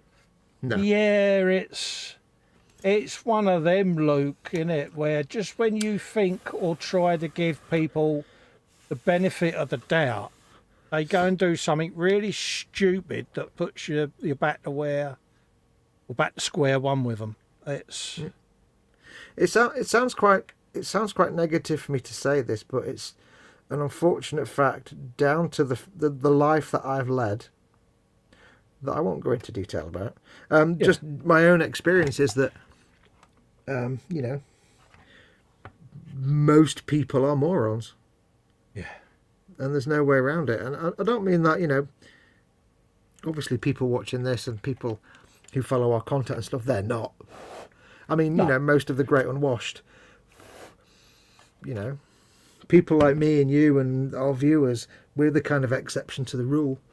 And sadly, Oh, we're in the minority yeah, of it's- people who aren't morons. It's one of those. I just don't see the point of it, because all of this is designed to take care of us at the end of the day. And yet people, I don't know where all this conspiracy bollocks started, but everything now, no matter what it is, there always has to be some kind of conspiracy behind it. And I'm like, really? What makes you think that? It's because Joe Chud reads some made up bullshit on Facebook, doesn't apply any critical thinking skills to it, assumes it's correct, doesn't bother doing any research him or herself, and therefore believes it. But we never used to be like that, did we? No. I don't know why. Like I say, it's only in the last decade that it seems to have become such a thing. I think Is that because of the growth of the internet or social media? I don't know. Culture has changed, and society has changed, and for various reasons, including things like the rise of social media and all that kind of stuff. Yeah. So there's no real one thing you can blame. It's just, I think generally the way people work has changed, so that critical thinking it's not a thing anymore. You're in a world now where anybody can say anything anywhere. Yeah. Without any real... It's the world of instant news, oversight. isn't it? Yeah. Everything is instant now, isn't it? When we were like in our 20s, if somebody wanted to make up some nonsense and whatever, start some conspiracy theory, the only way they could do it would be to write a book. Yeah. Because there was no internet. So, if you wanted to start a conspiracy theory, you had to physically go somewhere and talk about it, or write a book. Yeah. Or get something in a magazine. It wasn't that easy in them days. Nowadays, any schmuck can type anything they want on the internet, start a website, do a Facebook post, and too many people will just look at that and be like, oh, that must be true because it's on the internet. I read it on the internet. Yeah. Therefore. Well, I suppose our equivalent back in the day was, I read it in the newspaper. Oh, yeah. Well, the thing is, even then there was oversight. It's the fact that in traditional media and traditional print and stuff like that, there is oversight. Yeah. Nothing's instant. But with the internet, I could make up any old nonsense. It's like simple things, like a perfect example is Slender Man. The urban myth, Slender Man. Yeah. It was absolutely made up by this bloke as a creepypasta, like a thing on Reddit, just like a spooky horror story. Yeah. And the bloke has said, I made it up. It's just bullshit. It's just a silly, spooky story that I made up on the internet. And yet there's people that think it's real. And even when you tell them that this guy wrote it, and it's no, he's just saying that because of the reasons. It's, Luke sums it up there. He said, because most people get their informed opinion from Facebook. Fake news is a thing, yeah. Phil Bolton says, I can tell you where it came from here in the US. Yeah, is that to do with that slightly yellow-haired man that no one talks about anymore?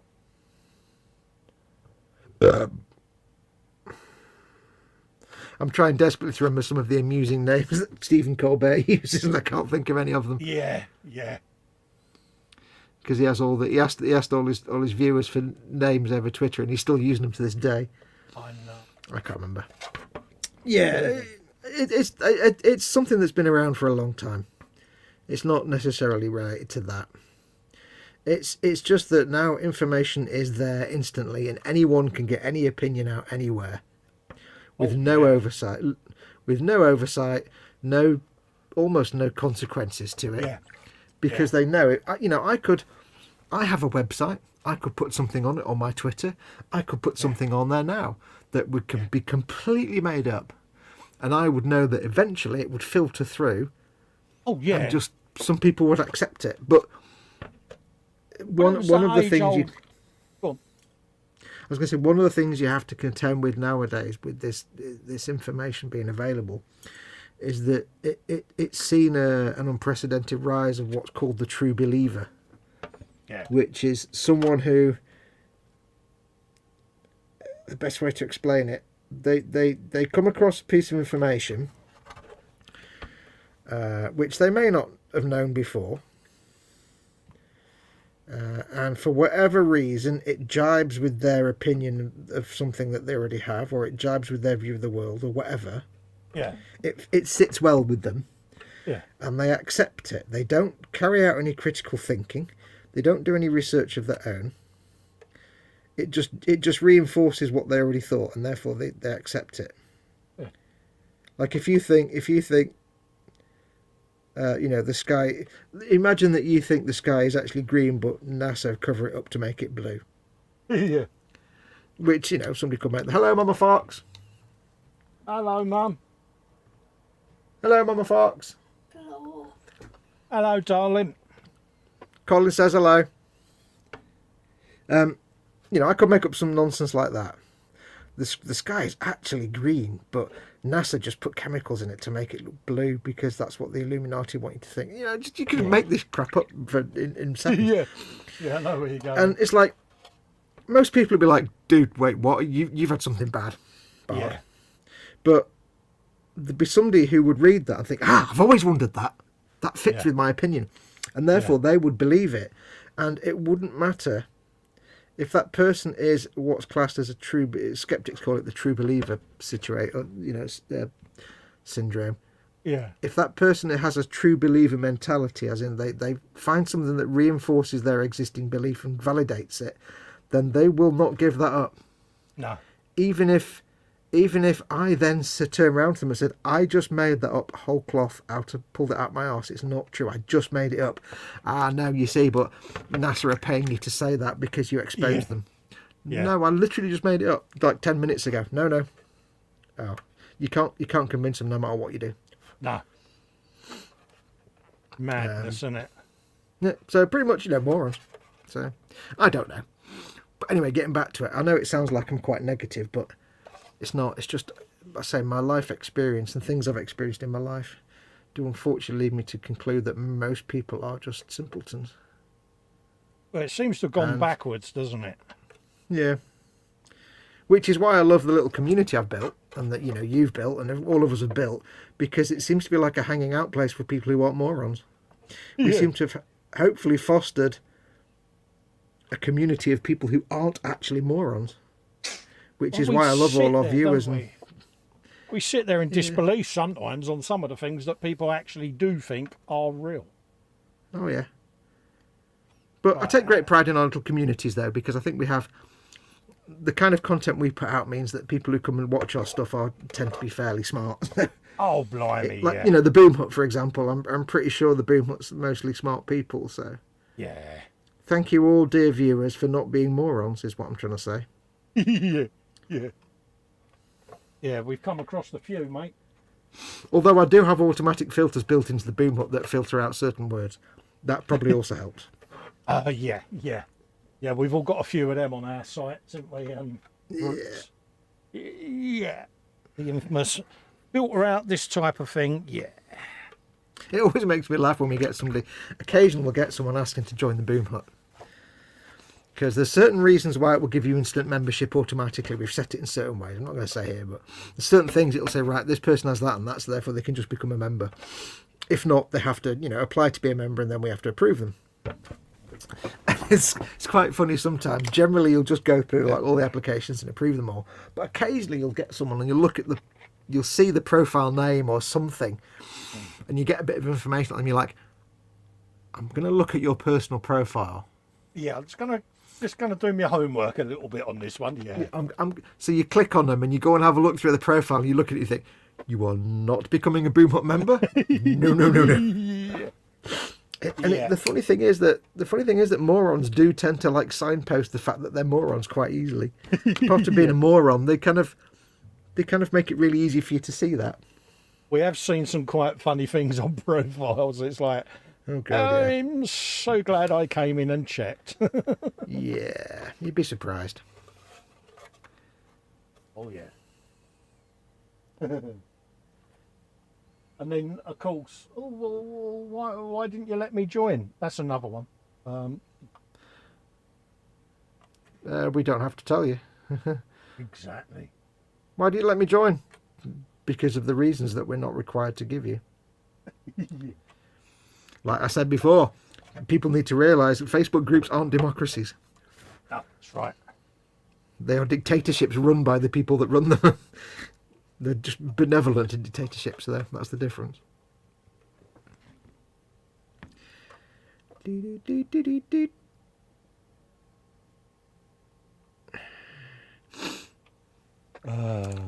What's Bobbin saying? Australia, he says, does not exist. If it did, it would have been there, obviously. Oh, there's some guy on YouTube.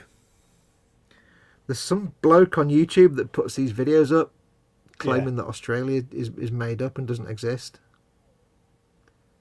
Flat Earthers, that's another one. Oh, God, don't even start on that. But, yeah, there's a guy who literally thinks that Australia doesn't exist and it's all a conspiracy. And he's... I can't remember his name. And I came through... I found him through somebody else's video critiquing his videos. Yeah. And it was some Australian guy, I can't remember his name now, who was basically responding to this guy saying that Australia doesn't exist. Yeah. It's like... And it's like...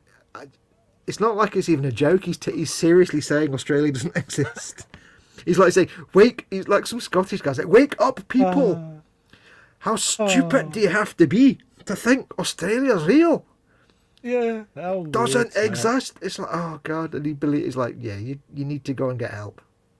Old Claire's in the chat saying, hi, Colin Foxx, everyone in the chat. Hope you're all well. Hello, Claire. Hey, Claire. Hope you're doing all right, my darling. Oh, my Lovely to darling. see you. How you doing? Yeah. Nice to see them all in tonight. You know, it's... All right. We have missed our frolics, haven't we, mate? I beg your pardon. Oh, I see what you mean. Yes. I wonder what you meant.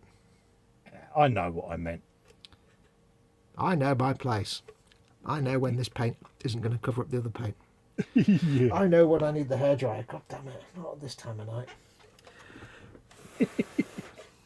Your when I neighbours went are to when I went to change my water a minute ago, I had to physically restrain myself from either whistling or humming any of the Persona 4 music that's in my head because the microphone was on. It is.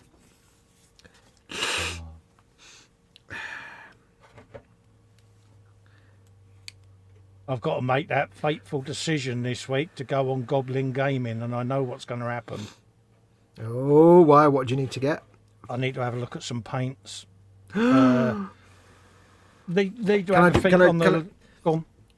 I can just say, you need to it's a visual thing, but you say paints. Yeah.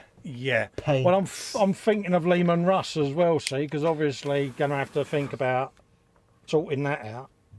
I can let you know all the paints for if we do that. If you want to go for that German grey scheme, yeah, go for that. One of the other reasons to go for that is it's not going to need too many paints as well. It'll be a small paint count. Well, you're doing yourself out of commission then, aren't you? No, I'm not like that. You know that. Hold up a minute. What was it you said? Oh, if your wife's getting you all the Games Workshop stuff for Crimbo, then don't forget to tell her that I've got an important thing to say. Hang on.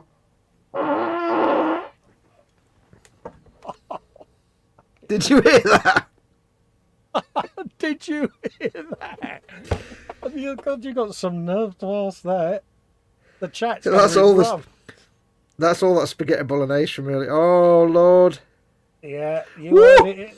You heard it here, folks. That was Fox. Oh, letting one go.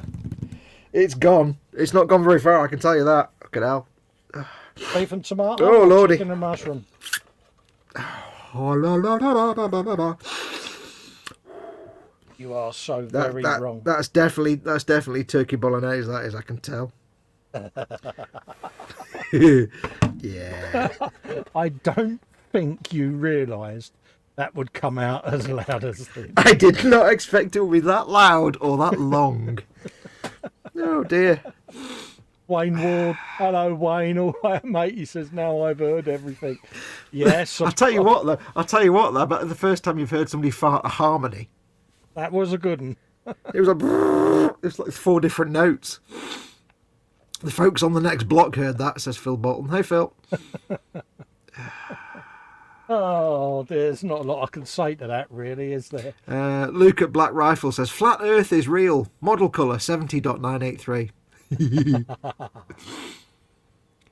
Oh, dear. I'm sure there'll be more to come. I'm not afraid of unleashing the Trumps on. It's not.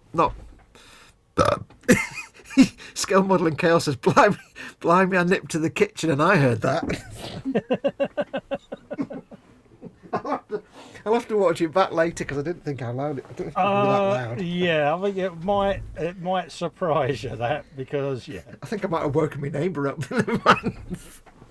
That's one thing we could say about these Yeti microphones, is they do pick stuff up very, very well. Yeah, but the thing is, I've got quite a stern noise gate on mine. You'll notice when I talk, sometimes if I turn away from the microphone, it just kind of cuts off. Well, put it this way, it wasn't stern enough, mate. Yeah. It's like, could you hear Mama Fox when she said hello earlier on? Oh, yeah, heard her. Yeah. Okay. So Heard her very clearly. does pick up some things. Right, now, here's the next step I gathered for this that. red and white stripes. Is time. I've got the base colours down. They're not the neatest in the world. They're still a bit patchy. And they look terrible there because it's just a flat surface. I need to now put some shade in there. I haven't done any shades at all on the rest of the tank. And it's not really going to make any sense visually. But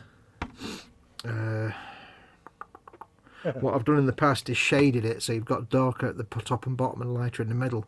I don't know if it would make any sense though. If I should just leave them as they are, I don't know. I haven't put any highlights in them, but I have highlighted the other bits. You see, this is the tricky bit I've got. This is the difficulty.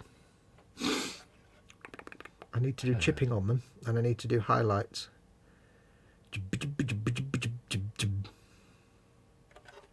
I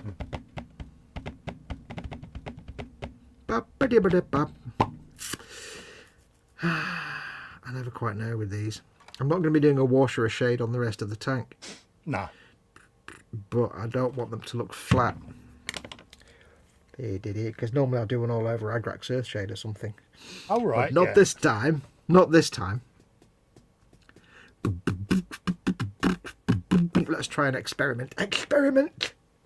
Experimentations.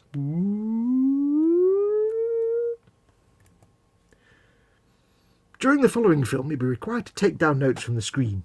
Have your copybooks ready. Right, so that's Mephiston red.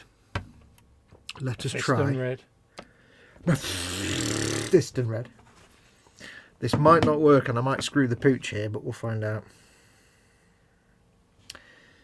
Could just be a potential dynamic moment then. Could be. Could be. Let's find out. There's only one way to find out. Pardon?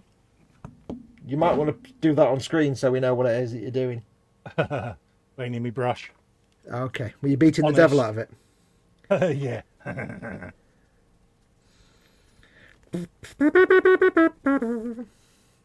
Right, I want a really subtle dry brush.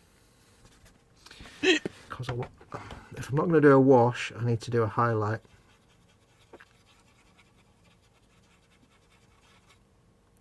But this might not work. I don't know. We'll have a good try though. Yeah. I've just realised I've just quoted Flash Gordon, the movie. I don't know, but we'll try. I think that's Professor Zarkov that says that. Wayne Ward says, I love the smell of napalm in the morning, but not that. That was not, trust me, that was not the smell of napalm. Claire says, very good to see you back, Colin. Hope things are going well for you. Yeah, they are, my darling. Yeah, they're more than happy with how I've treated me recovering. They're quite happy with how I'm managing it. So, yeah, it's learning new adaptations, love. Phil Bolton says, it looks like you picked the perfect time to join there, Claire.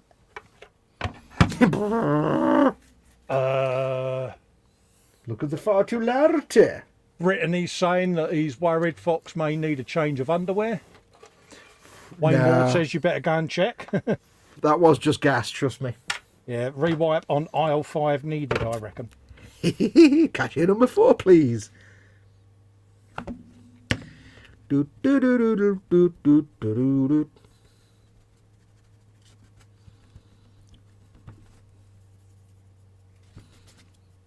Oh, one itch. I think they all know you too well, mate. Oh, yeah. What's that Claire saying? Decided to give the Honda Fireblade SP a go after watching your build 3 models. It looks like a lovely kit. She's picked up the PE HD design detail up and the full set too. Good girl. Good girl. Absolutely. I've got the Suzuki I don't know what that means. MotoGP bike on pre-order, Claire. That should be getting dispatched shortly. And I've got the entire remodels bike build just to me left there on the paint tree of goodness, because it's getting sprayed this week and filmed. So Paint tree. look out for that one appearing on the E-Models channel, hopefully at the latter part of the end of the week. The paint tree. It's just like the ringing, singing tree, but with less German and less children. Yeah, it's basically a plank of wood with a load of holes drilled in it. And, yeah. Hey, I'll tell you what I got the other day. Because Mama Fox decided that she wanted a new TV, because I don't know why. She ordered a new TV and it had 2 strips of card down the side. Yeah. You know, like a little buffer to protect it. Yeah. And I'll tell you what, they were double-sided to keep them on the TV, so I pulled them off and stuck them together and they make a great 6-foot-long painting stick. Yeah. You'd be like, it's a painting stick, I can use that. Yeah, I've got one.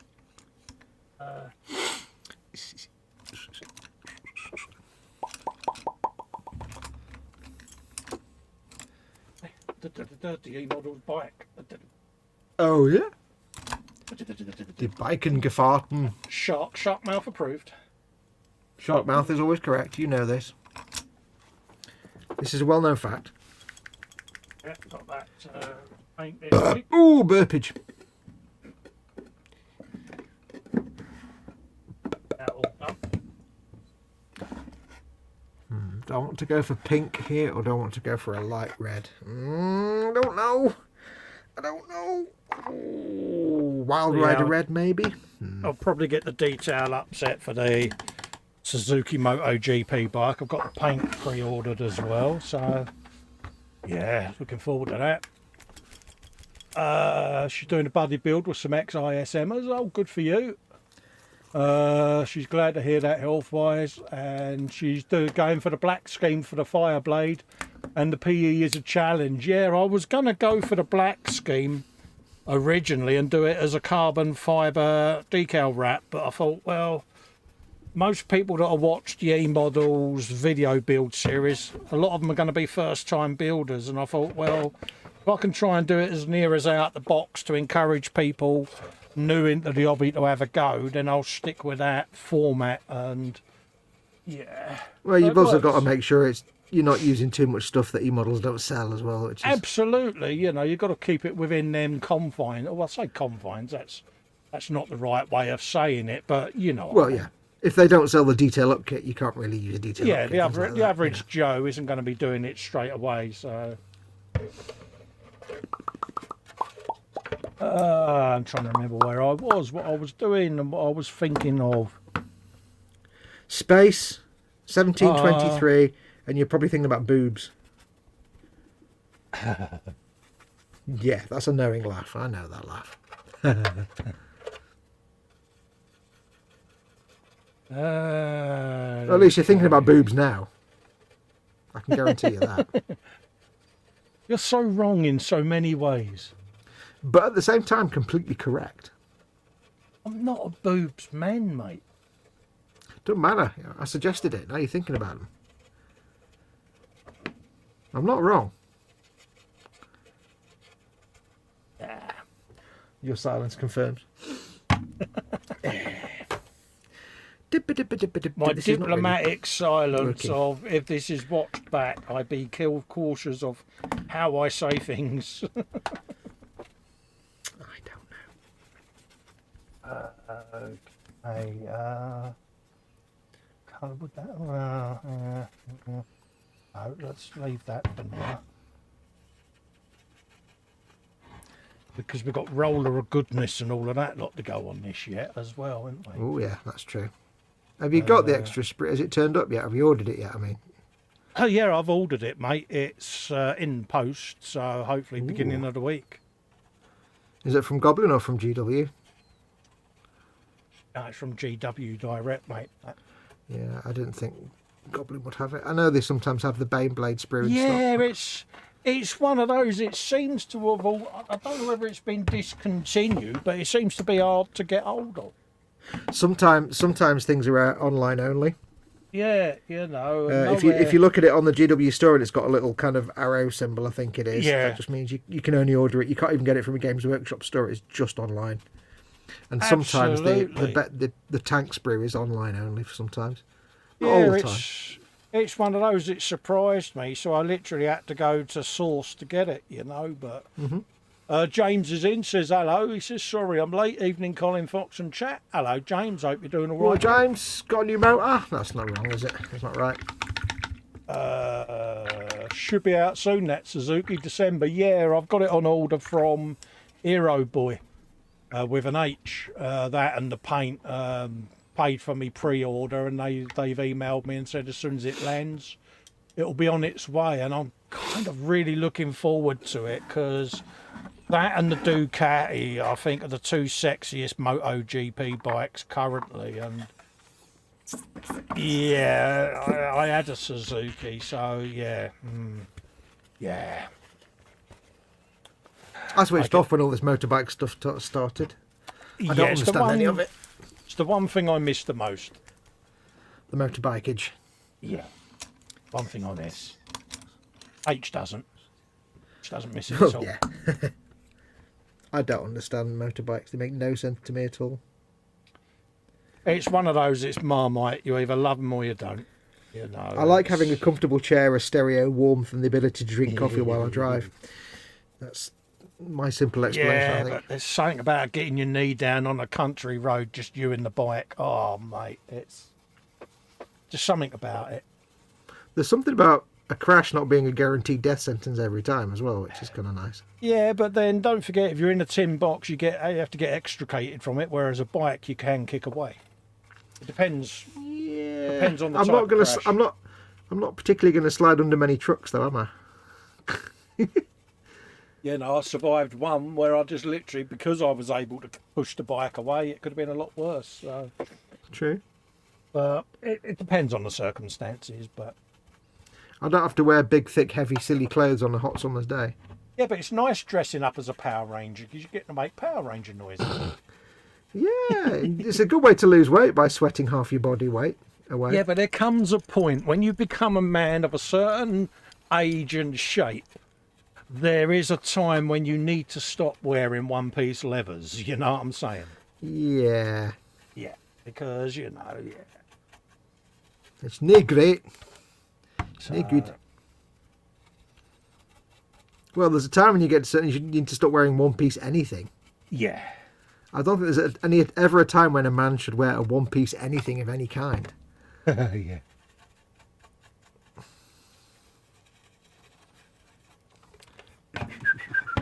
This is not really working out as I'd expected it to, but... Is it making you work hard, is it, mate? No, I don't know.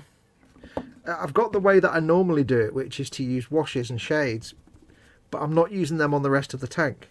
Yeah. So it would look weird if I did it that way on the stripes, but not on the rest of the tank. But then I know what I'm going to be doing on the rest of the tank, but that won't give me the result that I need. I'm trying to basically highlight these the same way I highlighted the rest of the tank to make it consistent. Are you at that stage of the paint job that we all hate? Yeah. Yeah.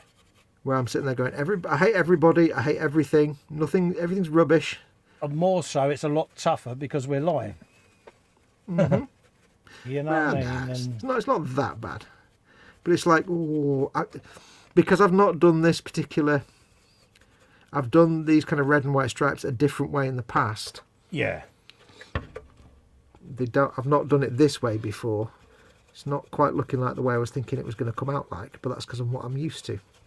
So I may have to do... I know I'm going to be doing pin washes later on, but I've no idea what that will look like when they're done.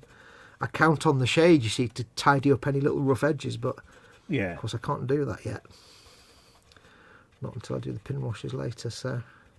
We shall see, young padded one, we shall see. We shall see. You've not had to implement the swear box yet, so you're doing all right. No, I mean, I'm still happy with it. It's just it's not what I'm used to, and it's kind of weirding me out a little bit. Because by this point, I've added a shade, and it's hidden all the mistakes. Does knowing that you need to do this because you're selling it, does that impact how you feel about the paint job? Do you think that could have something to do with it? Are you?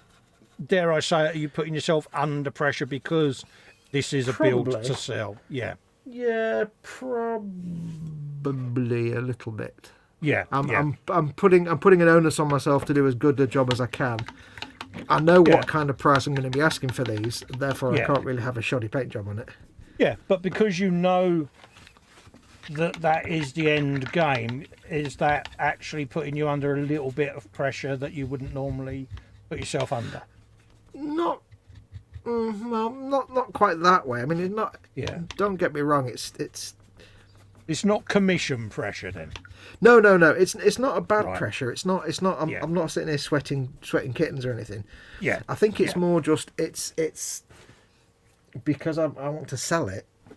Yeah. It's cramping my freedom to just do things on the fly because I can't afford just to go, let's see how this turns out, because I haven't really got that option this time. Yeah, you can't take that gamble, can you? Yeah, so there's a little bit of doubting myself. Yeah.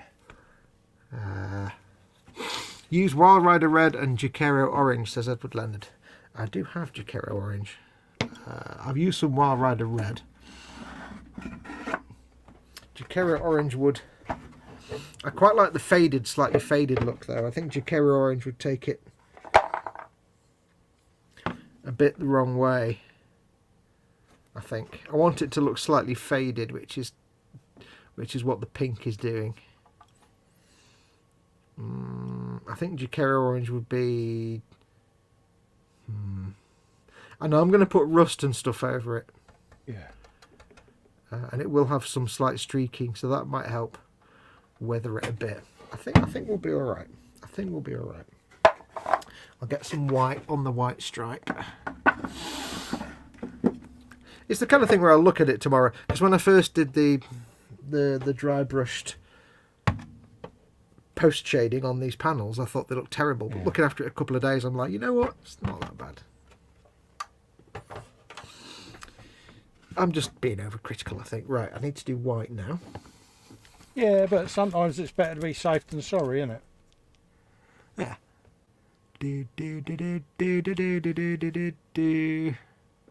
Got another trump coming up. Do you want it? Yeah, go for it. Have Hang at on. it. That was a bit. That wasn't as exciting. Your That was mum's a bit going too to come in a minute and go, well, you behave yourself. I'll never forget once. This is many, many years ago. My friend Martin and I were sat up here doing something. Yeah. I think we were working on a website or something. And I was sat at the computer and Mark was sat on the floor. I think he was like watching TV or something. And Mum was downstairs and Martin let rip with this massive trump. And about 5 seconds later, this voice from downstairs, "Who was that?" Because it rattled through the floorboards. Through the floorboards. She went, "Who was that?"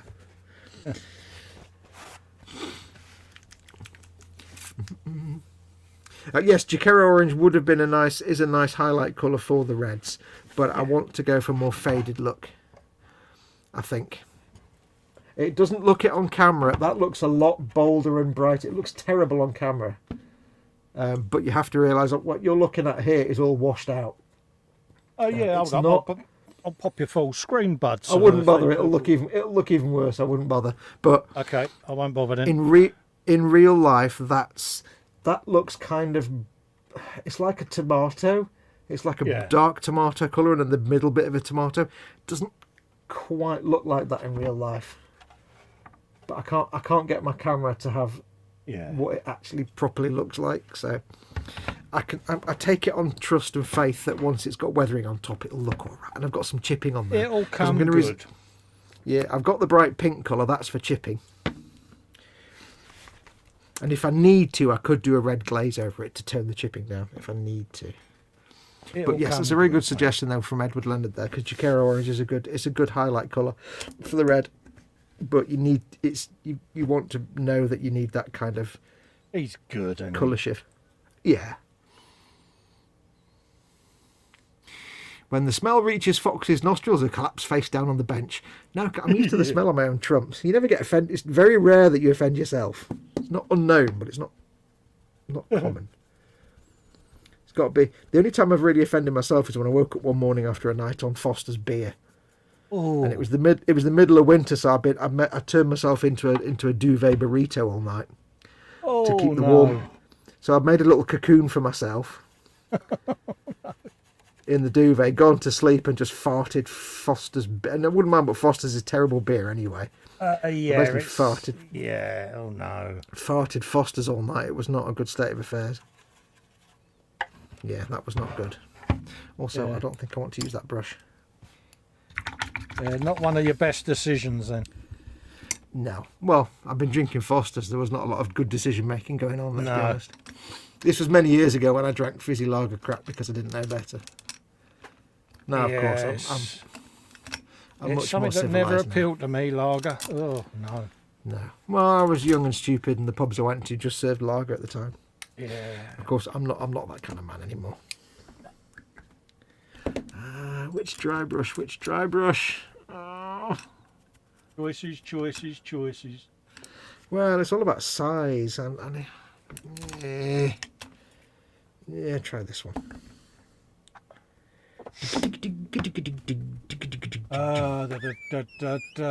What's that there Claire was on about?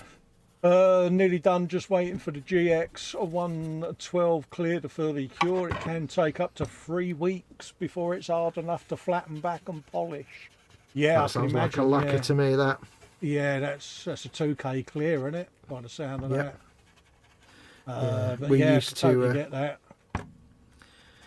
When we used to do detailing, we did repainting every now and then. This is on real cars.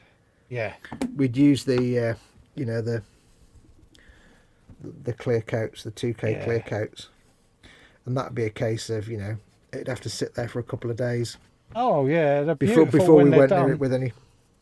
Well, yeah, we'd get the clear on there, and then we'd leave it for a couple of days before we went near it with the wet sanding.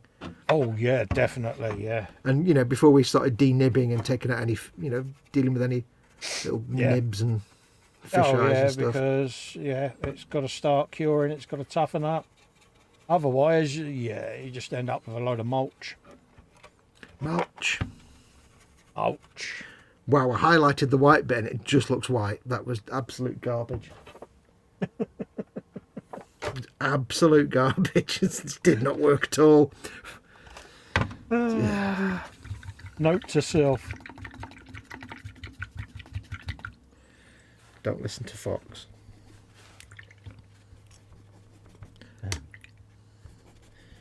Right, I think what I'm going to do is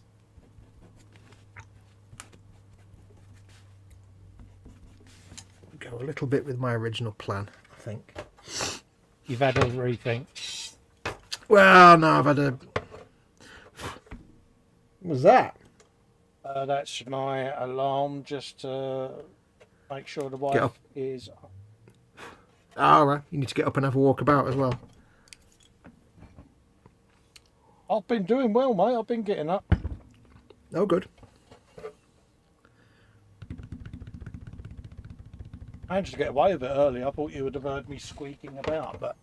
No, I didn't even notice. Right. Right, what I'm going to do is remember where the flip I've put my Agrax Earthshade. Left hand side. Right hand side. Oh, was it? There we go. Yeah. My little palette pad. Thank you very much. Oh, you're good.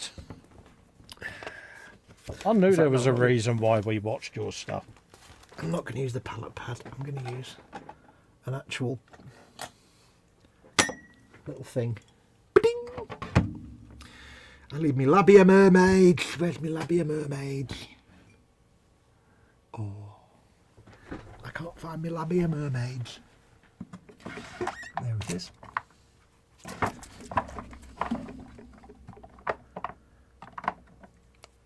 Really? I might need more than one labia, I'm not sure. I'm sure there's a joke in there somewhere. Shaking, shaking, shaking. Right, little bugger. Grabber time. This is where I'm going to have to make things tally up at the end with different methods of painting. I'll take 6 blebs of labia mermaids. Do you know there's an enemy in Persona 4 who sounds just like that bird when they cast their attack? Oh, really? Yeah, I'm not saying to be left alone. Oh, and I completely missed. Oh, that's why you have a crappy cutting mat, folks, because you don't want to spill Agrax Earthshade on your nice cutting mat. Right, so that's a bit like pigments, isn't it? Yeah, that's one thing of Agrax to 6 things of labia goodness. Oh, you're going for a proper... then you spill it. You spill proper it, you mix up. dip your tissue in it, which would be great. I might put some more labia mermaids in there, actually. Because I think I've messed up now. Let's put some more in. Just to be safe. I don't want to go too heavy straight away. Just enough. That's where you get your injunctions and ASBOs from. You go too heavy too fast. Right, we shall take this little brush here. You see, like this, you see? And this is where it all goes to shit. I didn't really want to do this, but I might be able to tie it all together later with the rest of the weathering. But it just means I can do something with this white and make it look less crappy white. The reason I thinned it with the Lamian medium is it's too intense and strong, just as Agrax Earthshade. Yeah. But this way it'll still behave the same way. It's diluted a bit. And it just looks a bit less flat and lifeless. I can build on it later with... I mean, the beauty of this is it's going to have like dust and dirt on this bit because it's near the running gear, so I've got a bit of a cop out. It's going to... If I don't do this now, it's going to sit there and stare at me like a poorly painted bit, and I'm not going to like it. This will give me a way to look at it and think, right, I know where to take it now. Yeah, it's going to drive you nuts, isn't it? Yeah, and at the end of the day, the person that buys this might not even know how all this is done anyway, and might not even see such distinctions. Just get rid of all the excess, and it'll probably fade quite to almost minimal shading anyway when it dries. Well, I would have thought that whoever buys it would have to be a serious Warhammer fan anyway, because they are buying a commission piece, aren't they? So... well, not necessarily, because I mean, when it gets done, I mean, it will be playable because it's not going to have lots of pigments and powder. I'm going to paint it in such a way that it's not going to have to be a shelf queen. Oh yeah, so it's tabletop then, yeah. Well, no, not tabletop standard, but it's tabletop compatible in that I'm not going to use any pigments. Yeah. And the thing with that Lehman Russ that I've got for sale is that it's got pigments on it. Yeah. So I've had to put a thing in there saying you can play it on a tabletop if you want, but some of the pigments probably aren't that durable, or you know, there's no guarantee they'll survive the rough and tumble of tabletop play for very long. So do so at your own risk. Yeah. Whereas this, I can make sure all the weathering is paint and not loose powders that won't come off. But the thing is, when you get to this kind of price level that I'm thinking of asking for this, Yeah. it's a display model. It's a Yeah. collector's piece and not necessarily something you will play on the tabletop, because I don't know, would you want to spend that much money on something and then Yeah, you're not going to want to throw it around the games table, are you? yeah, risk sticking it in your transport box and taking it to your local gaming store to play? I don't know. I mean, some people might. Some people might balk at the idea. It depends on what the buyer wants. I mean, at the end of the day, once they've bought it, what they choose to do is up to them, isn't it? Oh, absolutely. And you can never assume that there aren't people out there with lots and lots of money who would think nothing of spending a fortune on something. Yeah. But it's painted more towards the collector end of the market, so. Right. Yeah. Or at least it will be. It Because will be that's the hopefully thing. There are painted. people out there that just want to collect the kits, aren't there? And Yeah. I mean, at the end of the day, it's going to hopefully be a beautifully painted model. Not blowing my own trumpet. I mean, as in opposed to painted with half a potato. yeah. It's going to be a nicely painted model. It just happens to be a Baneblade or two. Yeah. Got to be a Baneblade or two.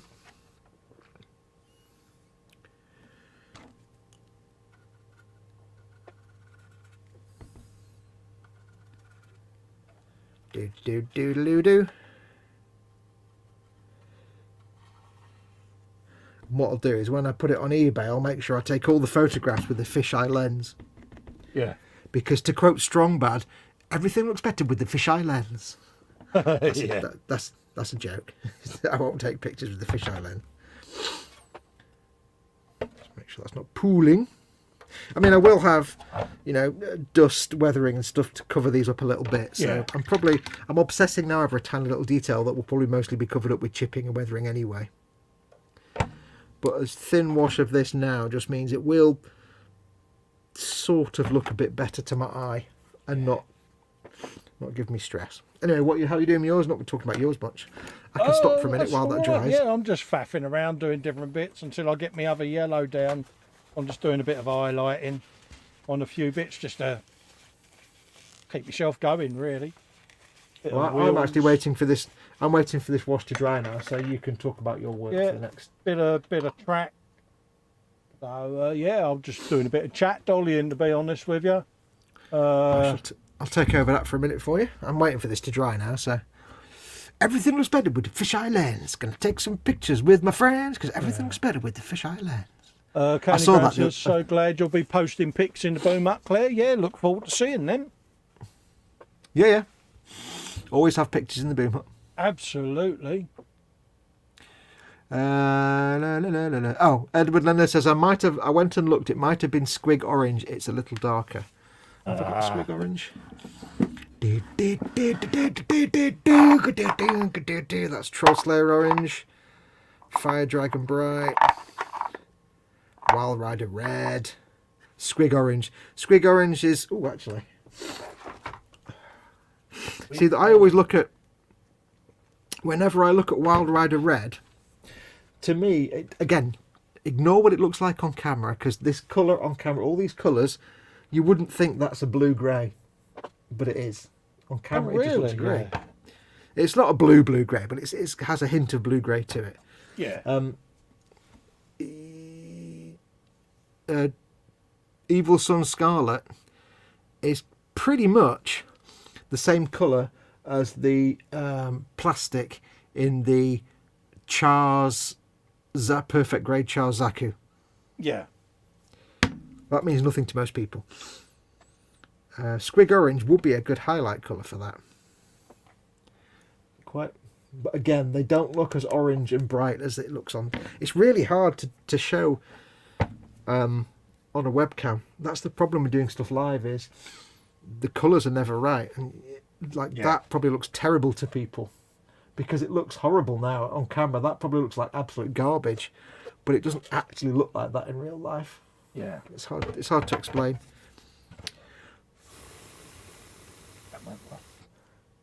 Because there's a lot of shadow missing. There's a lot of dark shadow there that I can see that isn't on camera, and it looks a lot brighter, and it just looks weird. That's not what it looks like. Your mileage may vary. Let's have a look.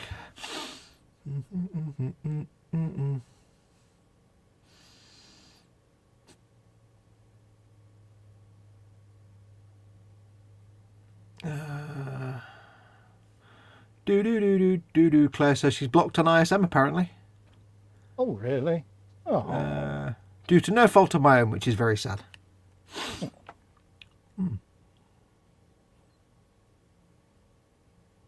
Oh, well.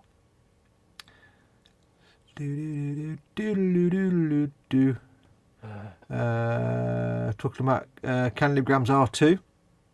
All right. Yeah, she loved Candygram's post of the R2D2. You know, his one-to-one they had out for the kids for Halloween. Play Art Grogger Nation has just subscribed to me channel. Thank you very much for the subscription. Welcome Play Art Grogger Nation. Absolutely. See, this is the beauty of slobs. I get notified now of anything and everything.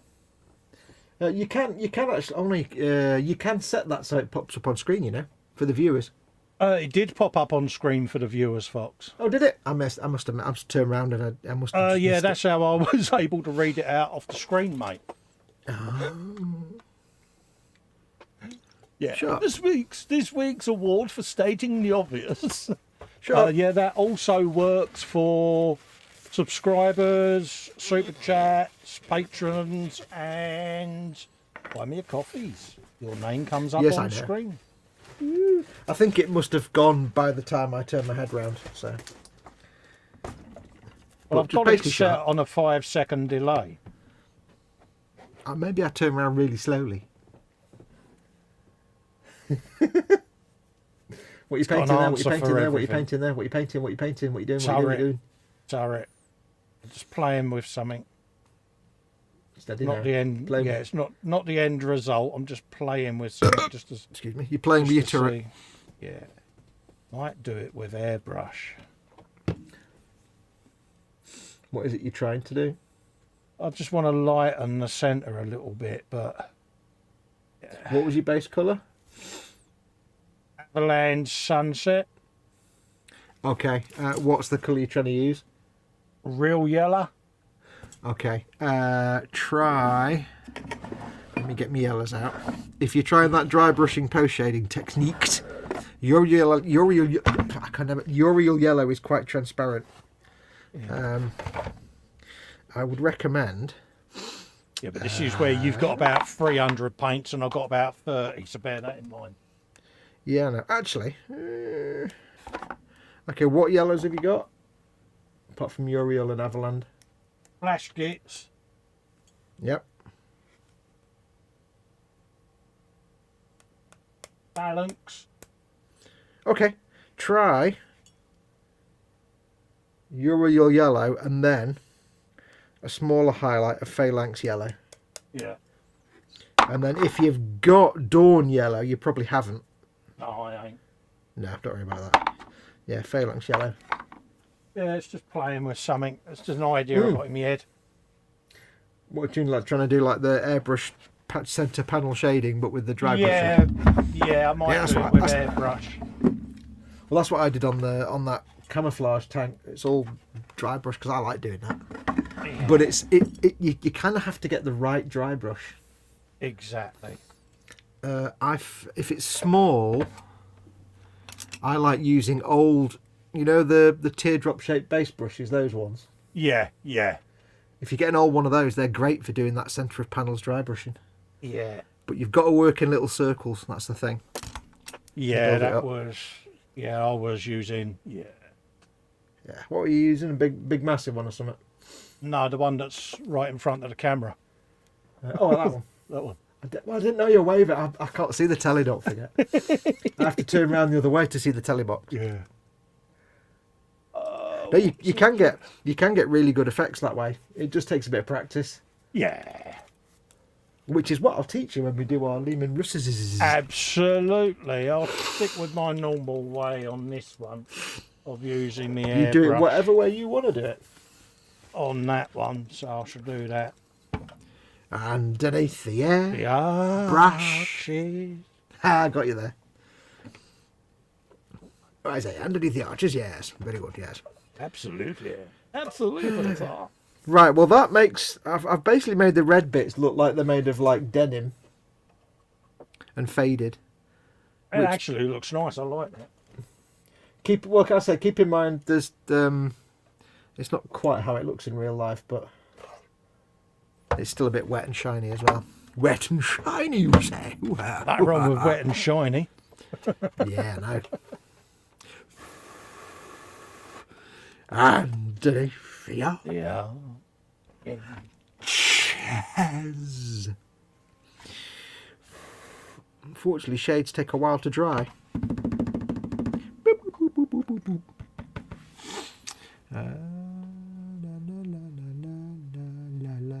Talking about Jeff's R2D2.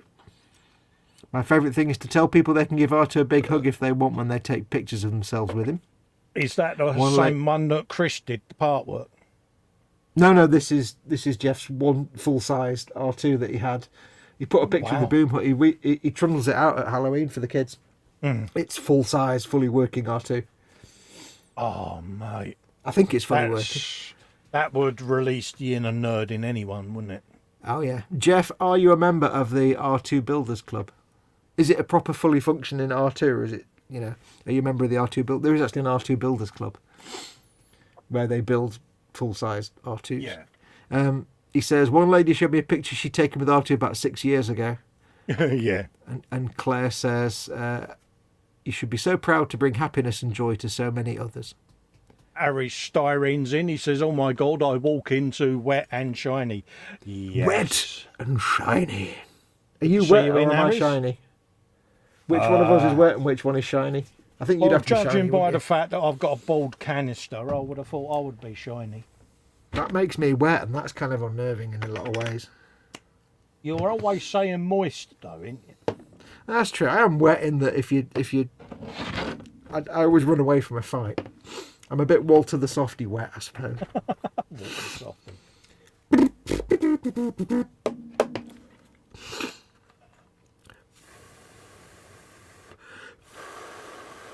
I've kind of made it look like... I don't know. I know, again, the colours are wrong on the screen there, but to me it looks like... almost like some kind of painted wood on the side of a Roman building. It's just really weird. I don't know. I can't really explain it, but it looks like I've got like an Anglo-Saxon shield on the side of a tank. So what you're saying is you've got wood? Yeah. Ka-ching. For that you get a ding. Yeah. Not a very good ding. Can't be a ding. I think it'll all Or come have a together when I figure out how the fuck to make it all come together. You mean to say you haven't figured that out yet? It's an ongoing process. I'm still agog that I've got this little dangly bit on. I put this little bit of greeble on the front here, on the front glasses plate, and I'm still amazed I haven't snapped that off yet because I keep Hey, knocking mate, I'm it. just proud of you for doing scratch building, mate. I'm impressed. No, it's not scratch building. It's take that bit off a dude and stick it on there. Yeah, but it's good enough, isn't it, for you? That's good enough, mate. Good enough is my normal standard. I know what I can do while I'm waiting for... Oh, I know what I can do. Ooh. I know what I can do. Excitement. Oh, Not dear. really. Yeah. Null oil. Already got null oil. Okay. I've got camera to knock. I've got these rubber tubes at the back that I started darkening down and never actually finished. And I've got to do them on that one as well. Excellent. Let's get on with the shading. Yay. On that tube and them wheels. Beep, beep, beep, beep, beep. I'm going to have to change my water again in a minute. It's pink again. Oh dear. And it's Pink water. Can't have Pink pink water. water. Pink water, one of the least offensive armed mercenary groups. They go into all like third world war zones and don't offend anybody. A little bit of politics there for you. I'll just shut up now. It wasn't funny even when I thought about it. Well, was that a Trump? No, that's me standing up. What? Sounded like a Trump to me, young lady. No, not at all, mate. That was a proper noise. That was a proper noise. Might have been. Did something unfold? That'd be an ecumenical matter. Moving right along. I'm a man of a certain age, and when I move, gravity takes force. Yeah. Oh, I was being good and standing up as requested. I'm a man of a certain age, and when I stand up, there are various complementary activities that take place. Yeah, there's various bellows type movement. Oh, yeah.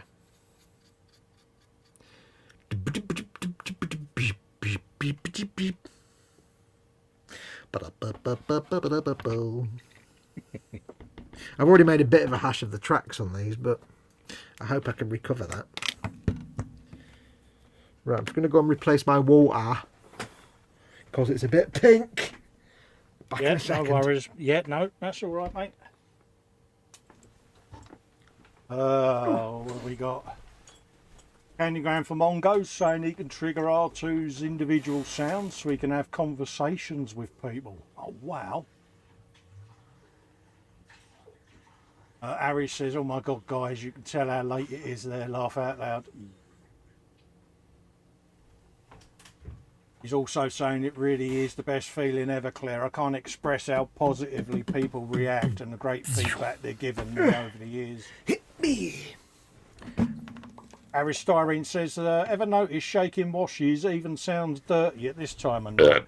Absolutely, mate. Oh, yeah. Do you know how much of a nerd I am? I've just Go on. suddenly realised. You know, like you get a tune stuck in your head. Yeah. I'm such a nerd that I haven't even had a tune stuck in my head. I've had the Quantum Leap sound effect stuck in my head for the last week. You know, like I've had that stuck in. I don't know why. It's been in my head for about a week. I'm such a nerd that I get sound effects. I get sound effect earworms. I'm still that sad that whenever I walk through a door, I do the Star Trek swish noise for the doors. Oh, yeah. Yeah, it's like, really? Open the toilet door, you're like... Yeah. I had a button on my automatic gearbox on the Opel Monza for the sport mode, and I changed the label to engage. And I used to look at the wife, and I used to go to her, yes, Commander Wilkinson, engage. Engage. Whoop. I had, what was it? I remember at one point, this is going back years, I downloaded the L-Cars. You remember the computer system on Next Gen, the L-Cars? Yeah, you used to be able to do it on Windows as an interactive. Yeah, I had an... Yeah, active, like the whole desktop was based on L-Cars, and it was so shit. Because they used all the wrong fonts, and it was really crappy low resolution. I used to have that on my Sony laptop, but it was like, Oh, yeah. I still love that. I think I tried to get that on my mobile phone once, but it really didn't You work. can get it for iPhone, can't you? Yeah, oh dear, can you? Yeah, you can. Did you just tell me that with words in my ears? LCARS 21, I think it's called, mate, for the iPhone. Oh, I wish you hadn't told me that. I can't be doing stuff on my iPhone. No. Well, don't forget, on you can get the AI wallpapers, can't you, for the iPhone, and LCARS is one of them. I don't know if I can get it on my old iPhone 7. I might be immune to that. Thank goodness. I'll have to put it on my one because it's only a week old, isn't it? So it's like, Yeah, you've got a new baby. no, had to be done. Mind you, I got such a good offer on the upgrade. It was like, yeah, I can't turn that down. No. I long for the days when I could actually get my phone upgraded free, but they seem to have not done that anymore. It used to be like every 2 or 3 years I get it. They'd be like, I can upgrade now to the not the latest iPhone, but like the iPhone 2 steps back. Yeah. And you get it for free. You can't even get that nowadays. No, they don't do it. So my latest phone, I just went and bought it. I didn't even bother. I'm like, you know what? I'll just go and buy one on HP.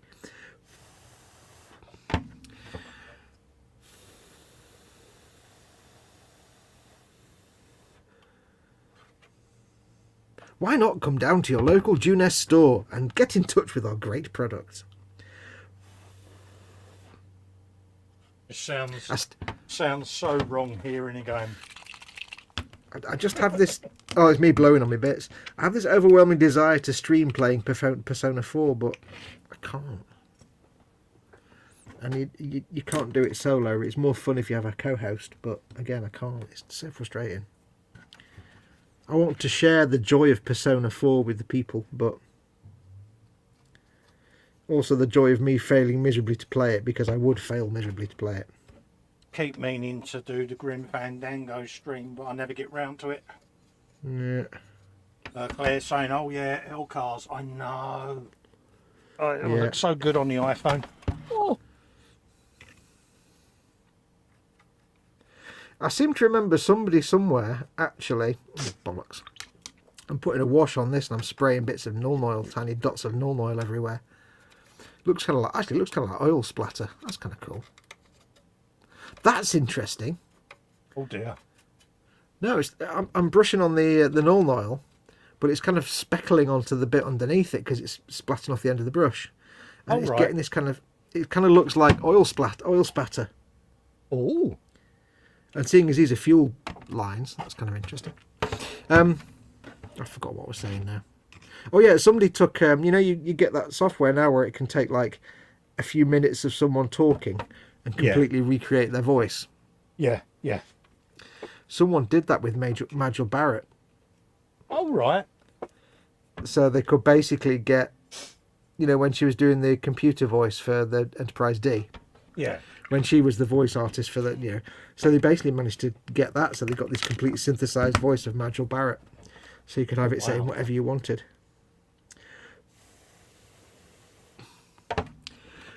Dip, dip, dip, dip, dip.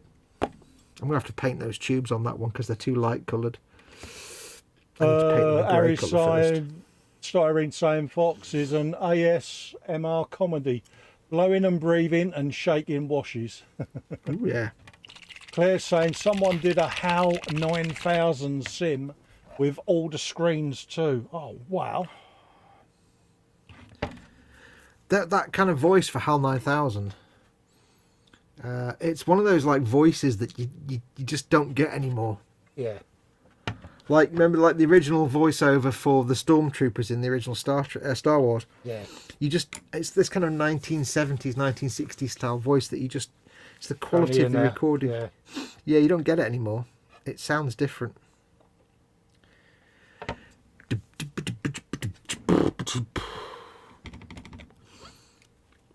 I need that to dry now because I need to paint those tubes. They're kind of the wrong colour to darken down with Null Oil. Tubes.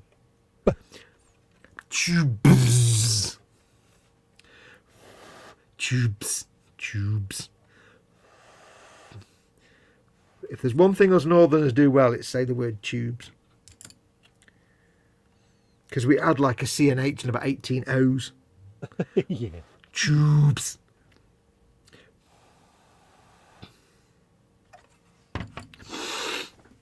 By heck, I can see the regram. I'm not aware of anyone who's built an Aurak from Blake 7, Claire, but that looks like it will be fun to build, says Candygram. Oh, yeah. I don't remember him at all I don't remember what... I'm sure I've watched it when I was a kid, but I don't have any memories of Blake 7. I've got an STL file for the Liberator from Blake 7. I will print it out. Candygram Jeff says, I am a member of the R2 Builders Club. My R2 is motorised, wheels and head, and has lights and sounds work. He is fully operable by remote control. He can trigger R2's individual sounds so he can have conversations with people. Oh, well, I may have read that out.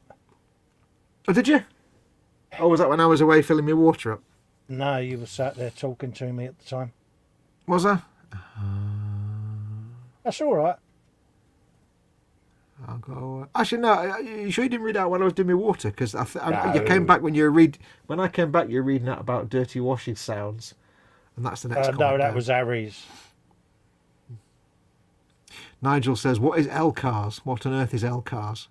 It's basically an automated desktop GUI or GUI, and it is of the computer for Star Trek: The Next Generation. And it's got all the blinking lights and little sound effects and stuff like that. That makes whatever environment it's on look like the Star Trek computer, be it a phone, L-Cars, a tablet. Yeah. L-Cars was the name of the computer system in the Enterprise D. in next gen. Can't remember what it stands for though. Don't know. But you know, when you see the screens and they got all the coloured strips and stuff, in next generation, that was LCARS, was their computer interface. Acudograms, they're also called. That design is called an acudogram because it was designed by Mike Okuda, who was one of the graphic artists on the Paramount on the Next Generation. Mike and Denise every day. Yeah, Mike and Denise Okuda are two of the artists, and they're known as acudograms. Those sort of screens.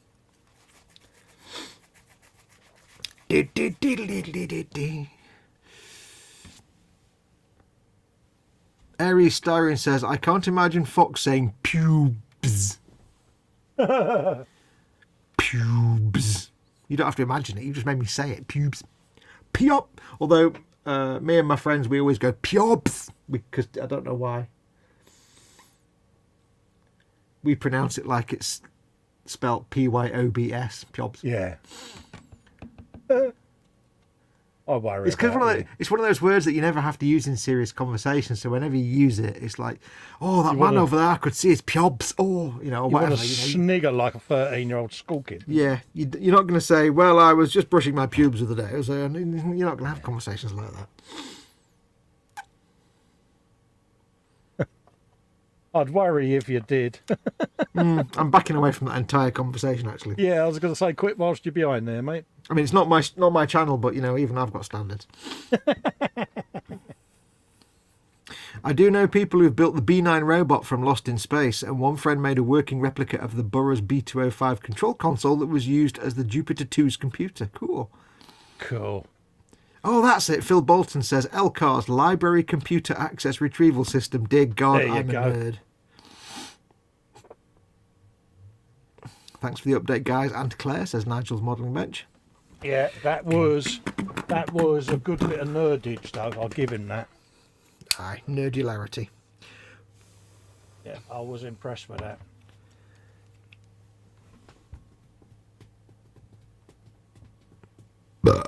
Morning, Vicar. Dear God, I'm a nerd, says Phil Bolton. I like that. Nothing wrong with that. That was a good bit of nerdage, Phil. I'm impressed, mate. It's true, though, isn't it? It's like when you say something, you realise how nerdy you've just sounded. And you're like, oh, dear God. Yeah. It's like we all know we're nerds, but none of us want to admit that we're a nerd. Because a true nerd doesn't admit to being a nerd. No. A true nerd just knows inane drivel about the most obscure shit. Ellen's two favourite words for me are nerd and geek. Mm-hmm.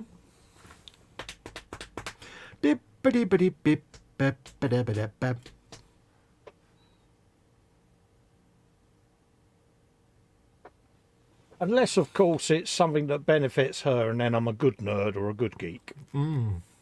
Especially when I'm fixing her computer woes, because she is a complete and utter technophobe. Yeah.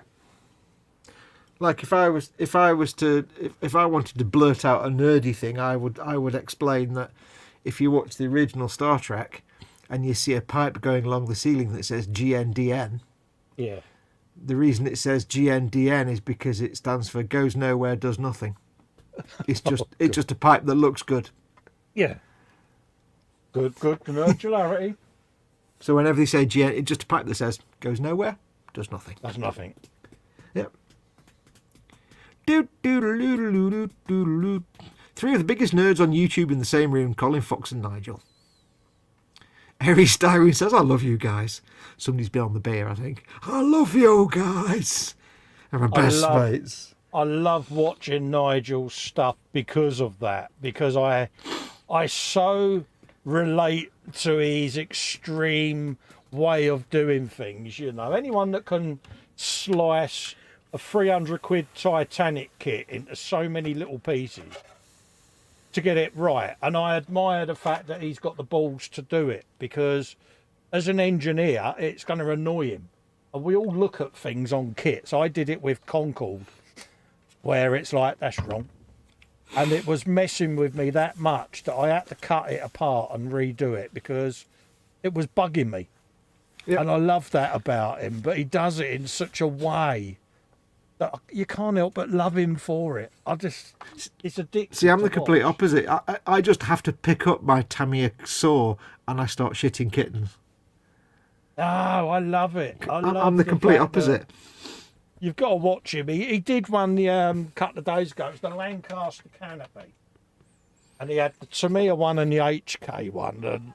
And they was both wrong in their own ways. So he basically bastardised this thing and grafted the two together. But Yeah. when you see the end result, you look at it and go, yeah, that's better now because it's right.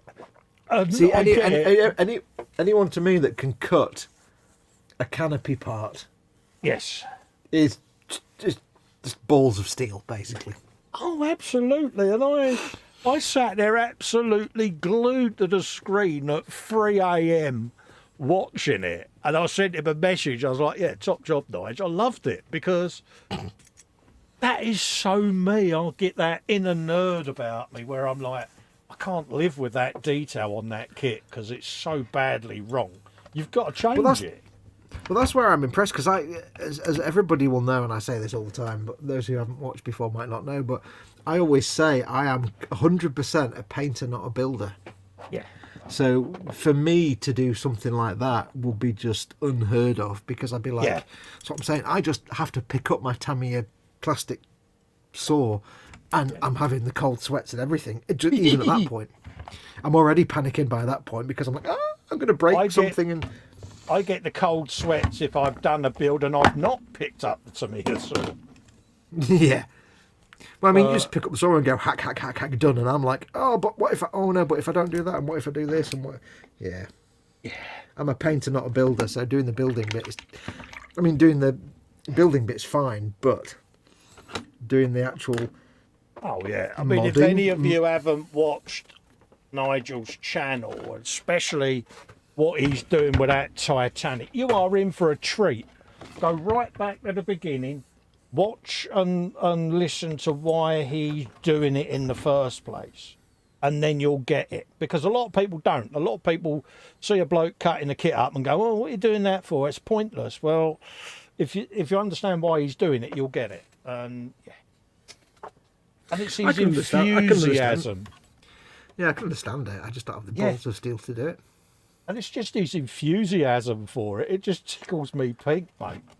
I'm so useless at that I would have a panic attack doing that to a shitty Revell kit. Yeah, but And that's a shitty Revell kit, and I'd still be nervous about cutting it about. But when it's done in such a way that you can't help but admire the skill. Oh yeah. You know, and anyone that comes away from that and isn't impressed with that, well, yeah, they're in the wrong hobby, aren't they? Let's be honest. Well, it's like have you ever watched Night Shift, his channel? Yeah. When he does all his little sort of welding beads and things like that. Yeah. And he makes it look like a piece of easy nonsense, and yet you realise it's not that easy. I find this stuff quite mesmerising because he just seems to. I know it's more just a case of he's showing you the bits that came out well on camera, which we all know and understand because we all do it. But even though we do it ourselves, we still fall prey to looking at it thinking, God, it looks so easy. Well, yeah, this is it. But when you see the finished result, you know, I get it, you know, and it's when he said, oh, yeah, I'm going to be chopping this bit out of there, I had to think about it, he says, and this bit was a bit curved up there, and that's too tall, but this bulbous bit at the back is the wrong shape. And it's a solid. You go like that once. He says, I've got to cut it along here, along there, and you're like, this is a canopy. Man's worst. You know what I mean? I get the saw out, but not on a canopy. And he's like, yeah, right. And he's got this beautifully made, it looks like a little Japanese saw, and he's just deftly cutting it, and then it's bang, there you go. It looks all right now. I've just got to shape it a bit. But when you look at it, you can see, actually, yeah, that does look a lot better. And I'm just addicted to the bloke. I find him fascinating. It's like there's a channel called Leaky Cheese who he mostly deals with Horus Heresy and Forge World resin stuff, and it's not so much of the building. He's more into, like, you know, information and stuff. Yeah. But he's done a few videos on how to work with resin, and just watching him carve like nubs, like carve a seam line off. Yeah. And Sorry, I keep when hitting you my watch microphone. when you watch him just like carve, like scrape or carve a seam line away on a resin part, because I hate resin, he makes it look like butter. Or there's one bit where he's got a tank track, and there's like at the big key where it's been attached to the big nub where it's been attached to the key. So he cuts that off, and then he gets a chisel. He starts chiseling that out to redefine the tank track tread, and it's like it looks like butter. But if you actually do that yourself, you realise it's not butter. It's Absolutely. evil resin. But it's like just so mellow. He says, thanks, Colin. Did you see my remake of the 148th Canopy? No, I haven't seen that yet, mate. I will have a look for it now, though. And he says he's got no enthusiasm for the Titanic at the moment. I can understand that, Nige, because you've done a hell of a lot of work on that, and it was really intense, wasn't it? So perhaps having a breather from it, mate, is the best thing for you. But don't give up on her, mate, because it's a work of art. Claire's come up with another nerd fact. In fact, everybody watching in chat, if you've got one, give us at least one nerd fact. Show your inner nerd with a nerdy fact. Claire says the Twain driver for computer scanners, TWAIN. Oh, yeah, I know that one. Go on. Tool without an interesting name. Technology without an interesting name. So, pretty much. Yeah. Did you read it before I read it out? No, I just know it from when I used to work with Twain drivers. Yeah, it was technology without an interesting name. Yeah. WYSIWYG. What you see is what you get. Yeah, that's a go. Ari Styron says Nigel is one of the few that makes me want to pull a Colin and pack up my bench. Yeah, in retail, you used to have things that were known as FMTCs, and customers used to say, "Oh, what does that mean?" So when you used to say to them, well, it actually means, fuck me, that's cheap, they used to look quite disgusting. But yeah, FMTCs used to be a thing, you know. Well, did you know that when paying by things with your card, in the days when it was a swipey thing, and then when they first came out where they put your card in and you type your PIN in, the first generation of those that came out where they do that, or they can do things over the phone, they were called PDQs. Oh, right, because it was pretty damn quick. Pretty damn quick, yeah. Yeah, pretty damn quick. Candygram for Mongo says he came up with the acronym WOMBAT for projects that were assigned to him that he didn't want to do. Waste of money, brains and talent and time. Yep. Ari Styron says about Night Shift. He says, when Uncle Night Shift said he was going to do some figures for the first time and they were just okay, I almost threw my tablet over the balcony. Yeah, he did a video the other day where he was painting he was painting a French tanker, a couple of French tankers. Yeah. Like, people that drive tanks. Yeah. A couple of World War One tankers, and they had like leather jackets. Yeah. And he's there saying, I'm not a very good painter, but I can't do his voice. He's got this beautiful accent. He's like, he said, I'm not good at painting figures. I'm not, and I've never done leather before. They come out looking like a flipping Rembrandt. It's like, twat. Claire's put in the chat, Scuzzy, anyone? Was that small card, small interface? Was it something like that? I think it was. I'm trying to think of a nerd fact now, and I can't think of a nerd fact.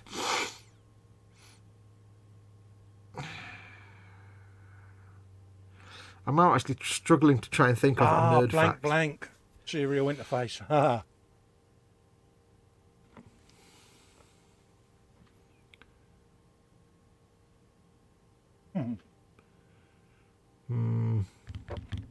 I've only ever come across a SCSI port once. I used to And have that a in my SCSI entire CD life. drive. Yeah, CD rewriter was one of my first ones.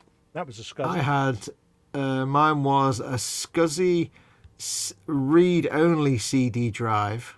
Yeah. That was connected into the back of an Akai S2000 sampler.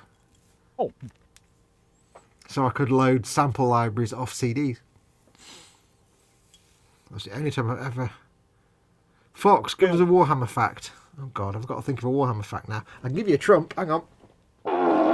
I'm doing harmony again. I'm doing chords. I don't know where that's coming from. Claire says small computer systems interface. Oh, that's definitely turkey bolognese. I don't know how I'm doing like multiple notes. Brittany says, not really nerdy, but funny and true. Manager equals meaningless arsehole, needlessly activating general employee resentment. BMW used to be bloody minded wankers. Yeah. Yeah. A joke nickname for Ford cars was Ford always meant fine or repair daily. Yeah. Fiat was fix it again tomorrow. Yeah. Oh, yeah. I can't think of any Warhammer facts now. I'm being forced to think of one. Did you know the engine on a Baneblade is designed to specifically, although its ideal fuel is promethium, which is in these fuel barrels at the back, it's designed, as are most Imperial vehicles, to run on pretty much anything. So if you run out of fuel, you can dump pretty much anything in the fuel tank, and it'll run. Scale Modelling Chaos, aka Brittany says, I always thought BMW was Big Metal Wreck. Yeah. Yep. Wasn't it We used to have Bavarian Motorworks or something? Something like that. Bavarische Motorwerk. Yeah. Something like that. We always used to have a joke that BMWs were great cars, but they just couldn't do corners. Because whenever you saw one crashed, it was always just off a corner. Yeah. And it wasn't. It's because the people that drove them were knobs and couldn't take corners properly. Remember the worm optical drives that were quickly killed by CDs? Write once, read many. Oh, God, yeah, I remember that. I had. Did you ever have a zip disk? Yes. I used to have a zip drive and a zip disk. And it had still like, what was got it, 5 meg or something? Or 10 Yeah. meg or 2 or 3 meg? I've still got the drive that connects to the back of the computer, and I think it's still got a disc sat in it. I'll tell you what I found weird a couple of years ago. My computer had a DVD-RW drive in it. It was just in there from when it was built. And I had, when I lost my hard drives and they all died, a lot of my music library disappeared, so I had to get it all off CD and rip it again onto the new hard drive.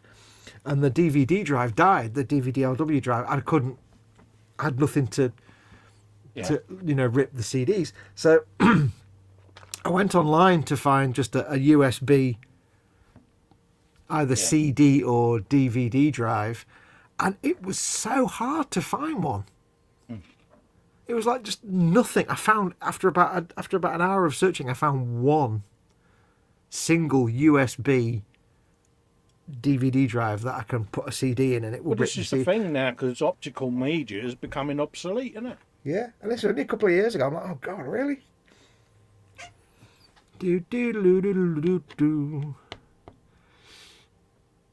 Edward Leonard says BGAFMCFFA, big ass Fartimus Maximus coming from Foxius Atticus. Yep, iOmega zip drive. Yeah, I think that's what What you mine eating? is. What flavour? I've just had Worcester sauce and beef. Seabrook. Oh dear. Have they still got all the stupid the stupid quotation marks around all the wrong words? Yeah. Like flavour. Or 220 grams E. Yeah. I thought I'd better have something to eat because I've just got a nice cup of tea that was brought in by my dear missus before she went away. Hello, Mrs. F. Nigel's modelling bench. Nerd fact: 2015 Ford Mustang. There are no external Ford or Mustang badges. Oh, good factoid. Now, if anyone's going to know a good factoid, it's going to be Nigel, isn't it? I can't think of any interesting nerd facts. I really can't think of any. I must know a nerd fact. I was going to say it's unusual for you because you do come up with some bizarre facts every now and then. I think if you ask me for a nerd fact, I struggle. But if I just sit there quietly to myself, they'll just bubble up out of the ether. I was going to say, normally before we go live on a Monday with E-models, you'll come out with some really, really obscure factoid or quote. Yeah, but I think it's because I'm under pressure to actually do them that it's just not working. Yeah. This paint is not drying. And I can't get the hairdryer out. No, I've gone for that kind of stippled gunmetal underneath. I beg your pardon, what?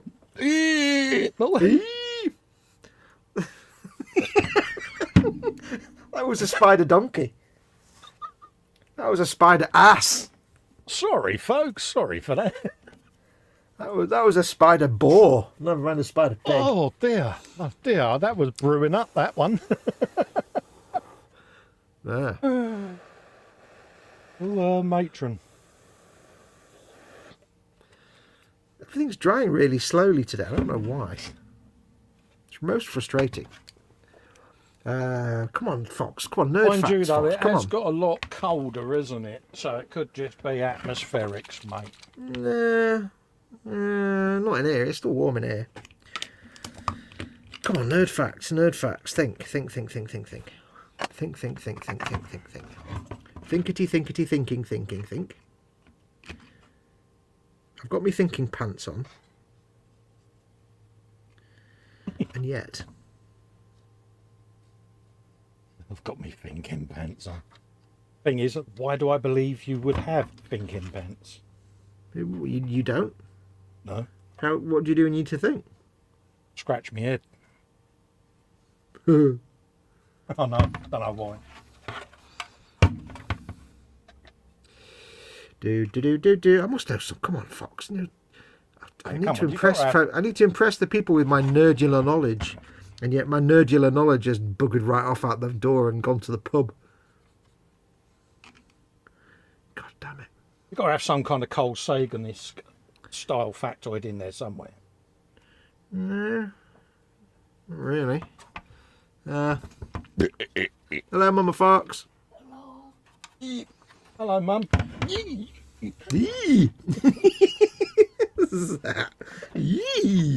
That was a Scooby Doo. Yeah, Shaggy. That was a Spider Scooby. That was Spider Doo. Oh dear. I need to get out more. I think Festa's broken, or at least slightly shop soiled.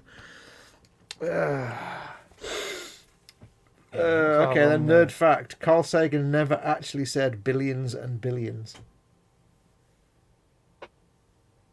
Michael Caine never said not a lot of people know that. Yeah, it's true. Do.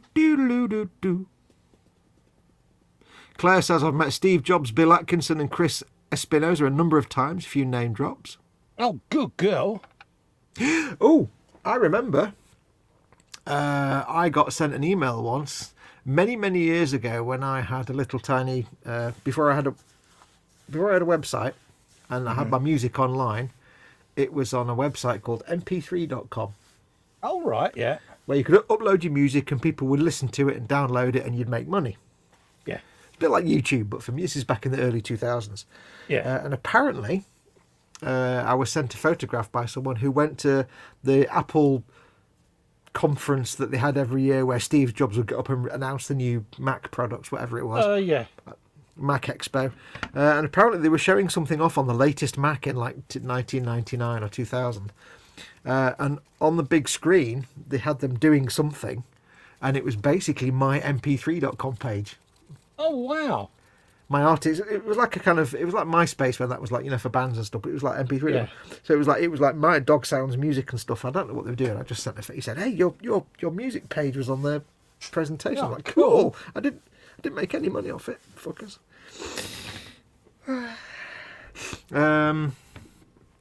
Anyway, that's name dropping. That's not nerd facts. Nerd facts. I used to know so much Star Trek nerdery. I was going to say, I would have thought that you'd be able to name every bit of every model kit that's on the Millennium Falcon. Isn't it true that there's the rear end of a Except Tiger that's tank Star on Wars, the not Millennium Star Trek. Falcon? Is it true? What? Is it true that there's a bit of a Tiger tank on the Millennium Falcon? Oh, they're all over them. Hmm. The Tamiya 135th Tigers were some of the most common kits for Greeble parts. Yeah. If you look at the back of the Falcon where you got the vents and the little square platforms, those are literally the backs of Panzer IVs or Tigers, I think.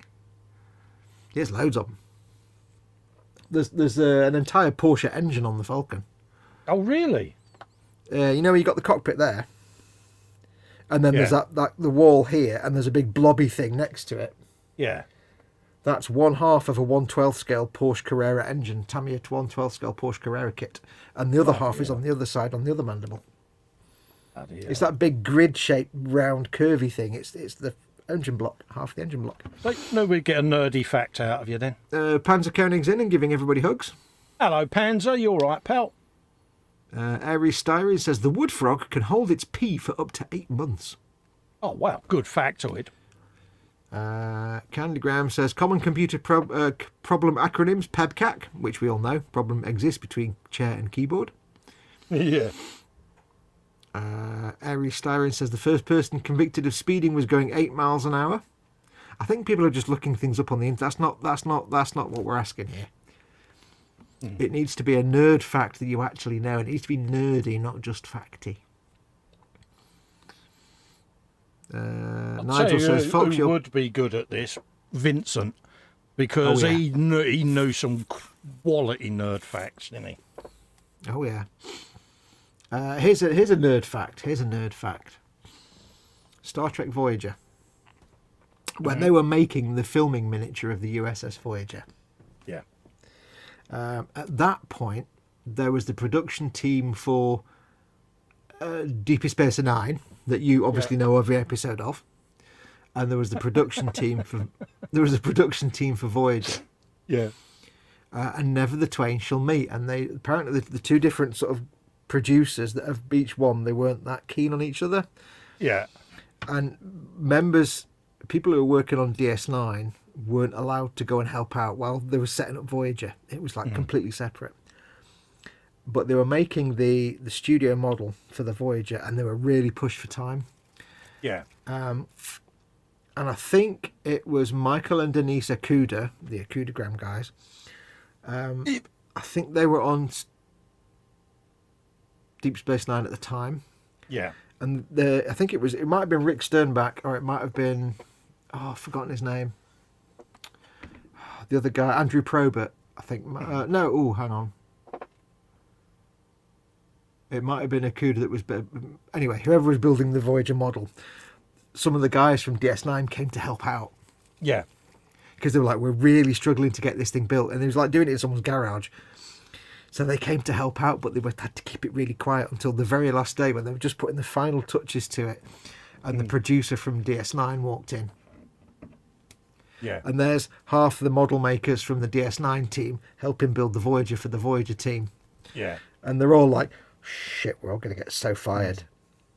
And she looked at him and she looked at him and she said, I didn't see any of that, and walked out again. Yeah, absolutely. It wasn't that interesting when I actually got to the end of it.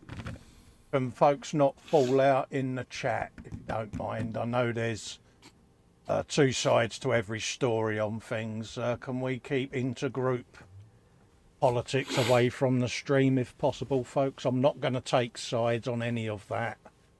If you can just bear that in mind, because I don't really want to be drawn into something that isn't my argument, if that makes sense, folks. Mm-hmm.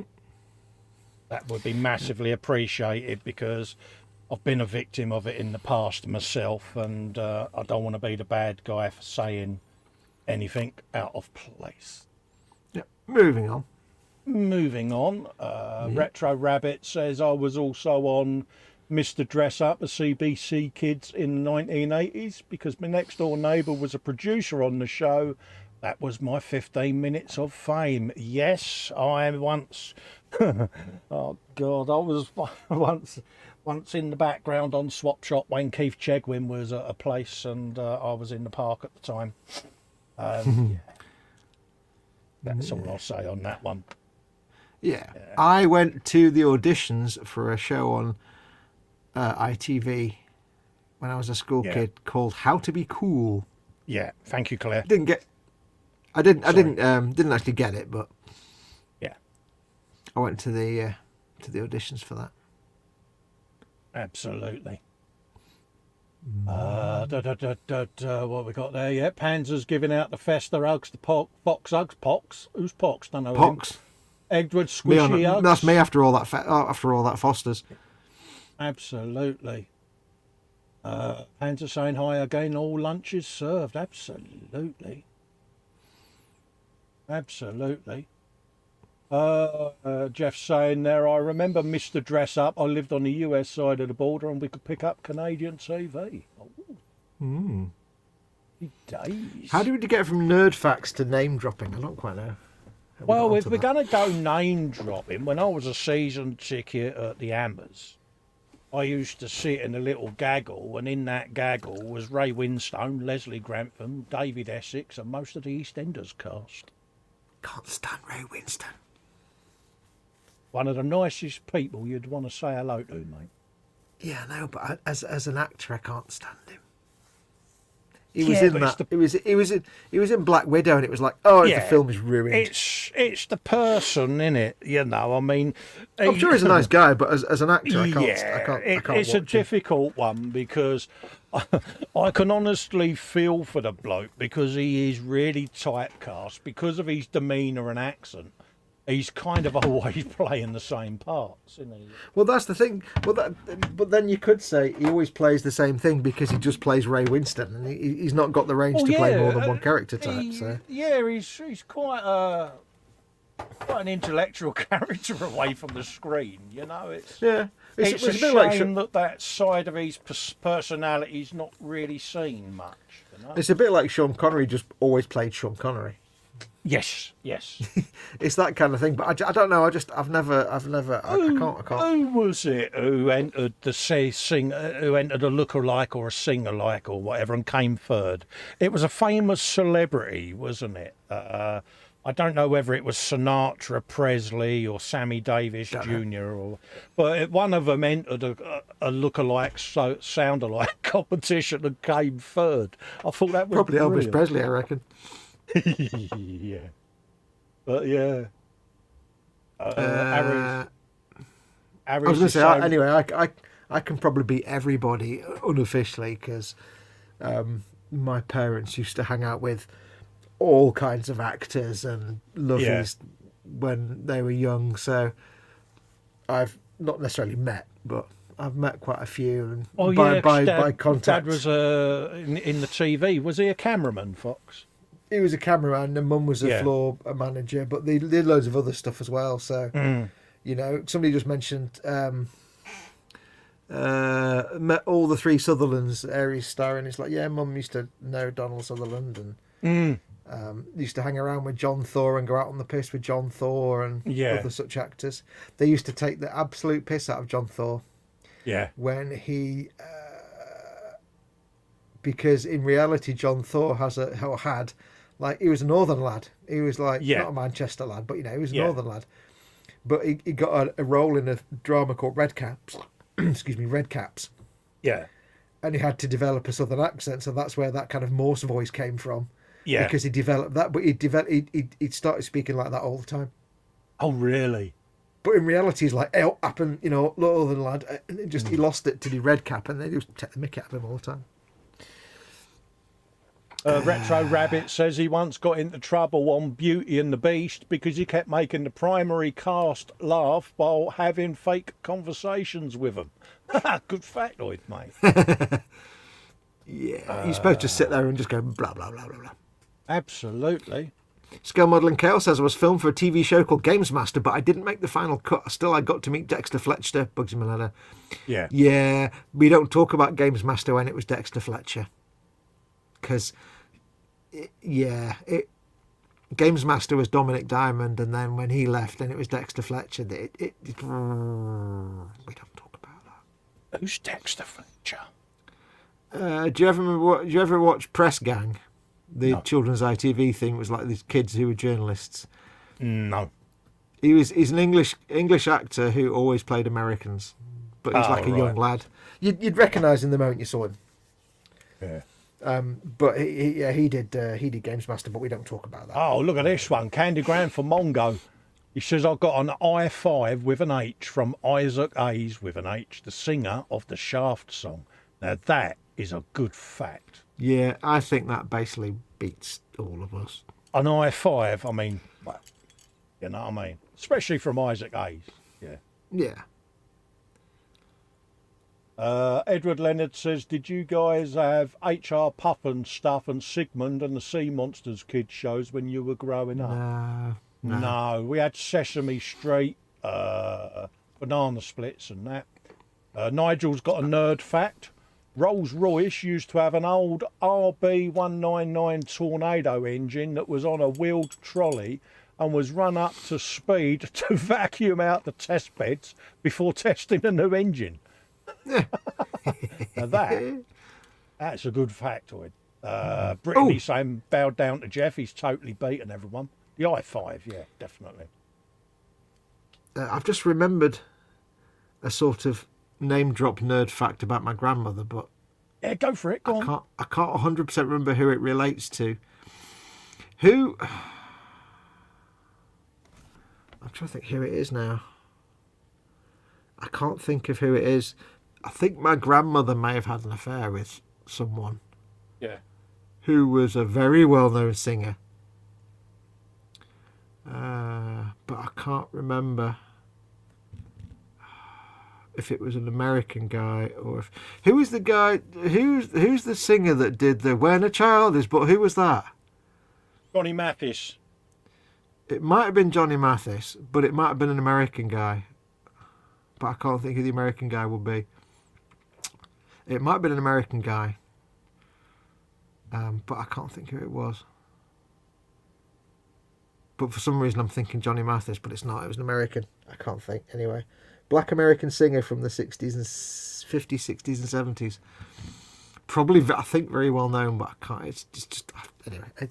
It's there. It's one of those like family stories that lingered around when I was young, and I'm sure it's probably got a bit confabulated in my memory. But I'm pretty sure my grandmother, who I didn't know, got up to no good with someone. Oh right. Yeah, doing the dirty. But I can't remember who it was. Black American singer, 1960s. Yeah. 50s and 60s. But for some reason I keep thinking Johnny Mathis. Not Nat King Cole. Well, it might be Nat King. I don't know actually. No, it can't be Nat King Cole. I don't know who. Anyway, it was somebody. I don't know. Allegedly. Just in case. Oh, they're all dead now. I wouldn't worry about it. Retro Rabbit says he's got a useless fact. He says it's almost impossible for one alone person to reinstall the steering rack of an '08 WRX STI. Guess how I know? Yeah. Yeah. Here's an amusing fact. Trying to hang the door on a Mark I Golf alone is also the worst experience of your entire life. Yeah. But also, fun fact, where the IKEA instructions for the Detolf cabinet say you have to have two people, you don't. No. You just have to know a lot of swear words. Edward Leonard's got a fact. He says, I was backstage at a Jimmy Buffett concert and after party show in Hawaii on his birthday. Oh, happy days. I had a pint with Noddy Older. Oh, that's good. I like that one. I stood next to that chud from one of the Gallaghers. Liam? The other one? I don't know. Older one's Noel, who looks like Parker out of Thunderbirds, and his brother Liam in it. I think it was Liam. I stood next to Liam Gallagher in a pub toilet once. Yeah. At the urinal rack, at the thing, you know, where there's... Yeah. I looked. I shall say nothing. Well, I'm stood next to Liam Gallagher. I'm like, I don't like you, but I'll have a look. Because I've got to know. I worry I shall say nothing. I shall say nothing. Button mushroom. I'm not saying anything. It's me, Mario. Oh, you're so wrong. I'm not saying anything. Retro Rabbit says Detolf is 90 kilograms of impossible. I've got one in this. I've got one in this very room that I built by myself, and I only had to do a few swears. Good factoids in there. I had an email conversation with Bob Moog. Oh, right. You know, the inventor of the synthesizer. Yeah. Because I mailed him to ask him permission to use the Moog logo in an album cover, and he's like, yeah, sure. We had a bit of a conversation back and forth. He died about 3 months later, and then I lost my AOL mail account. Nigel's modelling bench. He says, I've stood next to Dario Franchitti at the urinals. Was he the IndyCar driver? Was he IndyCar NASCAR driver, Dario Franchitti? Yeah, good factoid. Oh, I gave a mouthful of abuse to Mandy Dingle. Not the actress, because we were stood at a bar in somewhere, and she just tried to do the celebrity push away to the bar thing, and I was like, "Do you want to just step the fuck back because we're in front of you?" Yeah. And the mate was like, "Do you not know who this is?" And I'm like, "I don't give a shit." She step the fuck back. Oh yeah, well, I've seen a few of them in me time. Been next doors, where you know how can we say without naming them sort of celebrities that give out the "Don't you know who I am?" Oh yeah, I had one of the actors from Coronation Street. Yeah. I doubt it's going back to like early 2000s. Asian guy, but not the one that everybody knows. Not the good-looking guy that ran the. It was the younger one. I don't know his name. Anyway. We were sat in a pub garden, group of us at this table outdoors. Last summer's day, you know, having a bit of food and a bit of beer. Yeah. And the guy comes over and says, "I wonder if you would mind moving to a different table." And we're like, "Why?" And he says, "Oh, because such and such, he's a regular, and this is his table. He likes to sit at this table." I looked over and it was this guy from Coronation Street, and I'm like, "I don't care. We're sat here. I'm not moving." He's like, "Yeah, but he really wants his table." I'm like, "There's like 3 other tables." I don't, Like, yeah, said, I'm going nowhere, mate. But, and I said, he's an actor. Yeah. I don't give a crap. He just acts for a living. Doesn't make him important. Tell him to go and sit somewhere else. Absolutely. I got the steely looks from that guy. I can't remember his name. Oh, yeah. I mean, my one was the, you know, do you know who I am? I said, yeah, I know who you are. I said, I still don't fucking like you. Yeah. Simple. You're not coming in. It was just one of them. Yeah, I don't get starstruck. No. Although, I did once. Because we were in a local brewery bar. Yeah. I won't mention it, but my favourite beer was on tap there. Oh, right, yeah. And I shall say no more. And met Sam from Game of Thrones. Oh, really? Oh, wow. Little round wee fella, you know, with the beard. Yeah, he was out with his mates.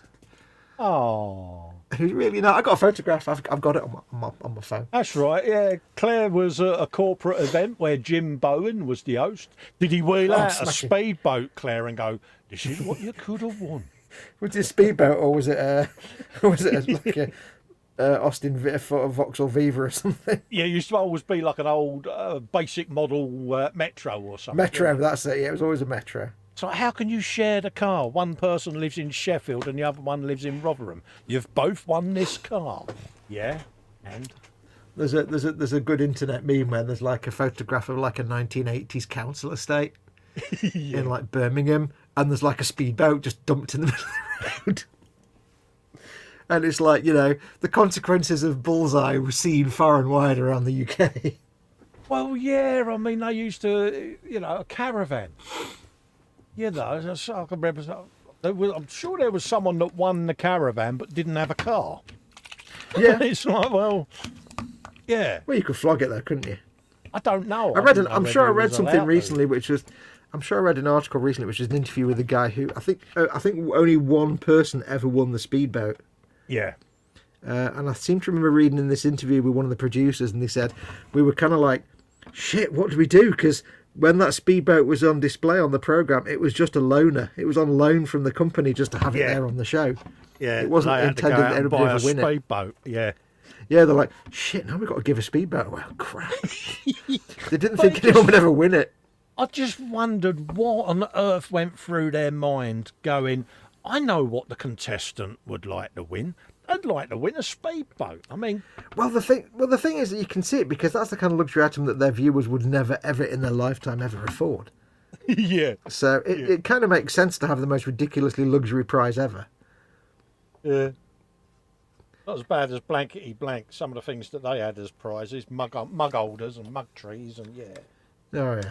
But that was the whole idea of that show, wasn't it? Was to make the giveaways as crappy as possible. I think also with the BBC there were lots of limits as to how much they could give away in those days. I know a lot of regulations came in after in the late 80s about the amount. That's why like prizes were often never more than like £1,000 or £5,000. Yeah, until more recent. Claire saying she met quite a few celebrities in the Beeb when she worked there. Yeah, I can imagine. Yep. Yep. I can imagine. Yeah. Shame guns ain't legal. You could have shot Savile whilst you was there. Oh God, yeah. That would have done a few people a favour, wouldn't it? Yeah. Retro Rabbit says, wasn't there some odd postal code lottery recently in the UK? Yeah, it's still going. There's the NHS one and there's a postcode lottery. I don't think a lot of people do that postcode one. It seems a bit arcane. Yeah, it does seem a little bit. Yeah. Anyway, I'm in the same boat as Claire because, like I said, I think on Sunday's show, we used to have Fred Talbot as a family friend. So yeah, there's probably a lot of chances I could have done something about that, but never did. Well, this was it. I mean, you could say a lot of things that you've heard through the grapevine, but you can't publicly, can you? Certainly can't live on here. Well, I wouldn't anyway. Everything I could say is on public record anyway. I couldn't say anything that wasn't already well known. I think once somebody's been convicted of something, I think it's fair game. Well, yeah, he was pretty much fair game, wasn't he? You know what I mean? Yeah. Let me make it clear, he's no longer a fan of the family, obviously, since... Absolutely, mate. Absolutely. Yeah. I mean... This was in the before times. Yeah, it's... Yes. Not good. No, it was my dad that got him the job at Granada. Oh, really? He kind of suggested to him, he said, they're looking for a weatherman. Because he was a teacher at my... He was a secondary school teacher at my school. Oh, right, and suddenly found himself out of a job, which later on we found out was because of, obviously, things that had happened. Yeah. And they kind of just suggested he leave rather than bring the school into disrepute. Yeah, absolutely. Yeah, so... but we didn't know that at the time. So anyway, my dad said, they're looking for a weatherman. Give it a go. You're an idiot. You can do that. You wear a silly jumper. There you go. It was known that he was, how can we say, a bit of a wrong un way back then. Well, I don't know to what extent, because it's one of those things where there was rumours, maybe, but I think at the time we didn't know. We just knew he suddenly had to leave. Yeah. He suddenly had to leave the school, and there's always one of those things where people thought, "Oh, must be something going on there," because he had to leave suddenly. But I don't think anything was known, or at least not by us general public schmoes. Yeah, yeah. I'm sure, the governing board of the school probably said, "Let's just leave." This is in the mid '80s though, so it's going back a long way. So, but we didn't know that. No. My dad was like, "Oh yeah, they're looking for a weatherman at Granada. Give that a go for Granada News." Jeff says, just been inside any BBC building would be pretty amazing, just for the history. Yeah, it's it's certainly steeped in history. Is the main one in London gone now? Didn't they move to the main BBC that big round one? studio? It's still there. I don't know if the BBC use it anymore though. No, I think they moved away from that one, didn't they? I mean, BBC Television Centre. W128QT. QT, that's the one. London W128QT. Yeah. I think they left that now. Yeah. Hang on, Trump. Oh. That was still a chord, but not as many notes this time. It's slowly getting down to a single monophonic Trump sound. I worry about you. Oh, crikey, Riley. I need to stop doing that now. I don't know what you like. Yeah, he's blown that much. He's melted his internet. Oh dear. I trumped myself off the internet. Oh yeah, that's what I was saying. You blew that hard there. You knocked yourself off the internet. Yeah, I killed my connection.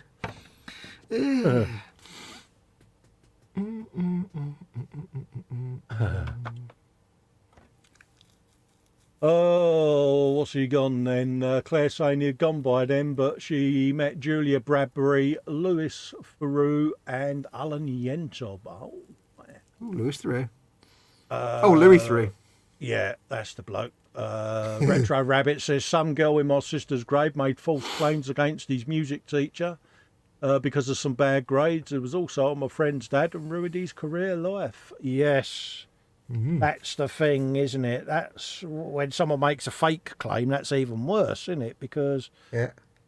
like I say, it could destroy someone that is totally and utterly innocent. Yeah.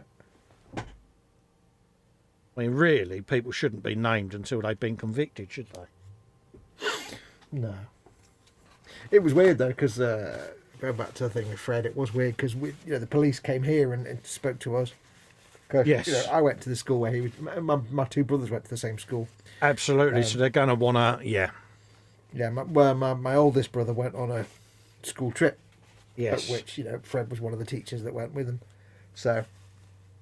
They came and asked us loads of questions and stuff, and the solicitor that was representing the barrister for the prosecution, I think, came to speak to us and just find out what we knew, and then say, right, if we need you to be a witness, we'll call you. But they never did. Yeah. It was quite exciting. It was such a shock, really, wasn't it, when some of these cases came out? Because yeah. But It's one of those things that we had no idea, and we didn't suspect anything. And even while he was under investigation, but before he was sentenced, he'd speak to Mum on the phone. He'd be like, "It's all lies. It's not true. It's not true."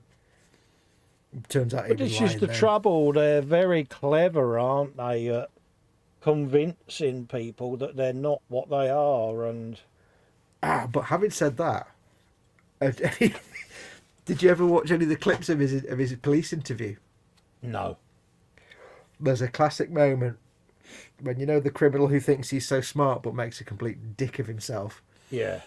For a start, he had a diary. Yeah. I mean, if you're going to do crimes and dodgy things, don't keep a diary. For crimes No, Yeah. So they had this, and he said, "That's not my diary. I don't know whose diary that is." And he said, and they were like, "Did you write this?" And he's like, name on it. "Well, no." He's like, "No, it's not my diary. It's not my diary. That's not. You can't prove it's my diary." And then at one point, so this carries on for a few days. And at one point in one interview, he's like, "No comment, no comment, no comment. Not my diary." And at one point, the policeman says, he says to him, he said, just what does it say for the 15th of June or whatever it is, on this day? So Fred leans over to the table, he's reading it, he says, such and such June, blah, blah, blah. "Oh, my writing's terrible." And then the moment he says that, you can just see on his face, something goes, "Oh, shit." Yeah. And he just sits back then, puts his arms, folds his arms, and you're like, "You're such a thick bastard." Yeah, absolutely, yeah. And it's like, yeah, now you've been cornered. Yeah, that's just, hook, line and sinker, isn't it? What a chud. Well, absolute chud. Foxx is hooked to the Fartmaster 1200 to redistribute methane for car fuel experimentation on human gas exchange and jet propulsion experiment number 6969. The Beeb still use the place in London as their HQ, but everything else has been moved to Media City in Manchester. Yeah, in Salford. Ah, right. Media City. God, that sounds rather posh, doesn't it? It's not. It's Salford Quays. Oh, right. Okay. It's a former dock that's now been converted into not that all posh kind of... then at all, no. It's actually not bad. It's a kind of posh area. It's a business park kind of thing. It's not. Yeah. Yeah. I think. If that's Media City and so, unless it's a different one. Regenerated Docklands, yeah. Yes. All rather swanky. Oh, yes. But of course, you can imagine all the people that come from London having to go and live in Manchester or Salford. Yeah. Good. It's about time the BBC had some northern constituent type content, not all bloody London all the time. Yeah. Not that you're bitter. Like the Guinness, I'm not bitter. Yeah, but it's like anything. We're a diverse country. Let's have a bit of variety. You know what I mean? Yeah. We're not diverse. We're all morons. Hey. Absolutely. Oh, yeah. This null oil is taking far too long to do. It's completely slowed down my painting process. You're not happy, are you? And I can't believe I managed to somehow create the effect of wooden Anglo-Saxon or Viking shields on the front of a tank. I'm not quite sure how I managed to do that. Yeah. If you tried to do that again, you wouldn't be able to do it. No, but it's growing on me, though. Yeah. I knew it would. When I first did it, I'm like, it looks like shit. And now I knew it would grow on me eventually if I just left it and stopped fussing. Persevering, innit? That's the thing. Yeah. Once it's got the other weathering on there and some chipping, it'll look fine. I mean, we all do it. You get to that point, don't you, on a paint job where you really hate on it. And then all of a sudden you turn a corner and it's like, actually, yeah, it's come together now. Well, I think it's partly because I haven't chipped it yet as well. Yeah, that'll make a difference. I mean, that doesn't fit in with the rest of the tank for a start because it's not chipped. Yeah, it's like chipping because it's chips. Chipping because they're cool. Yeah. I need to go for an enormous wee, I think. Yeah, we'll come off air shortly anyway because it's 3:30. So. Oh dear Lord, I'm a nerd. I mean, it's 3:30. Yeah, so well, I think what I'll do is I'll put that there, and I'll put Guthorm back in his tank house for now. Guthorm likes sitting in his tank because he feels a little bit powerful.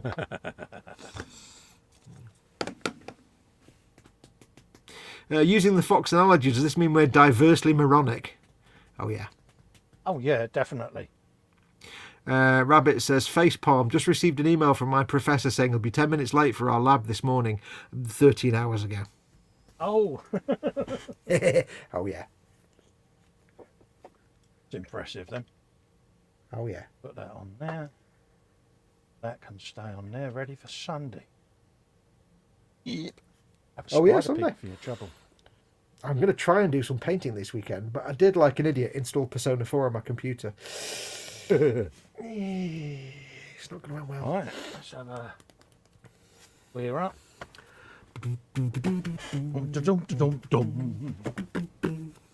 Maybe I want to do the Iodina Beef Bowl Challenge. You never know. So I can get my diligence and courage up. This is all now at Broadcasting House at the top of Regent Street. She's been on all the stages and control rooms at TV. Oh, nice. Oh, yeah. I used to go with my dad to work when he used to work at Granada a few times, but I don't remember that. I was young at the time. Yeah. And the Granada TV Centre in Manchester was not that impressive. No. I mean, some of the studios were good, the big, massive studios. You go into the big open studios and stuff. But yeah, I used to wander around Granada. Yeah. With my dad. Right. I suppose really then we should look at wrapping up for the night then and let these lovely people...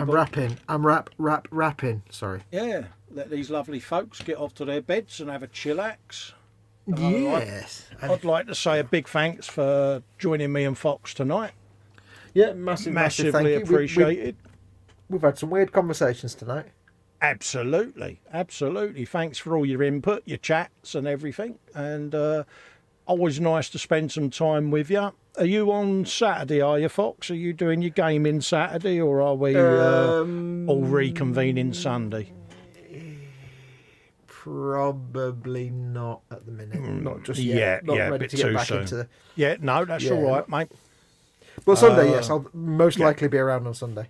Yeah, so we'll see you on our Warhammer Sunday Sunday.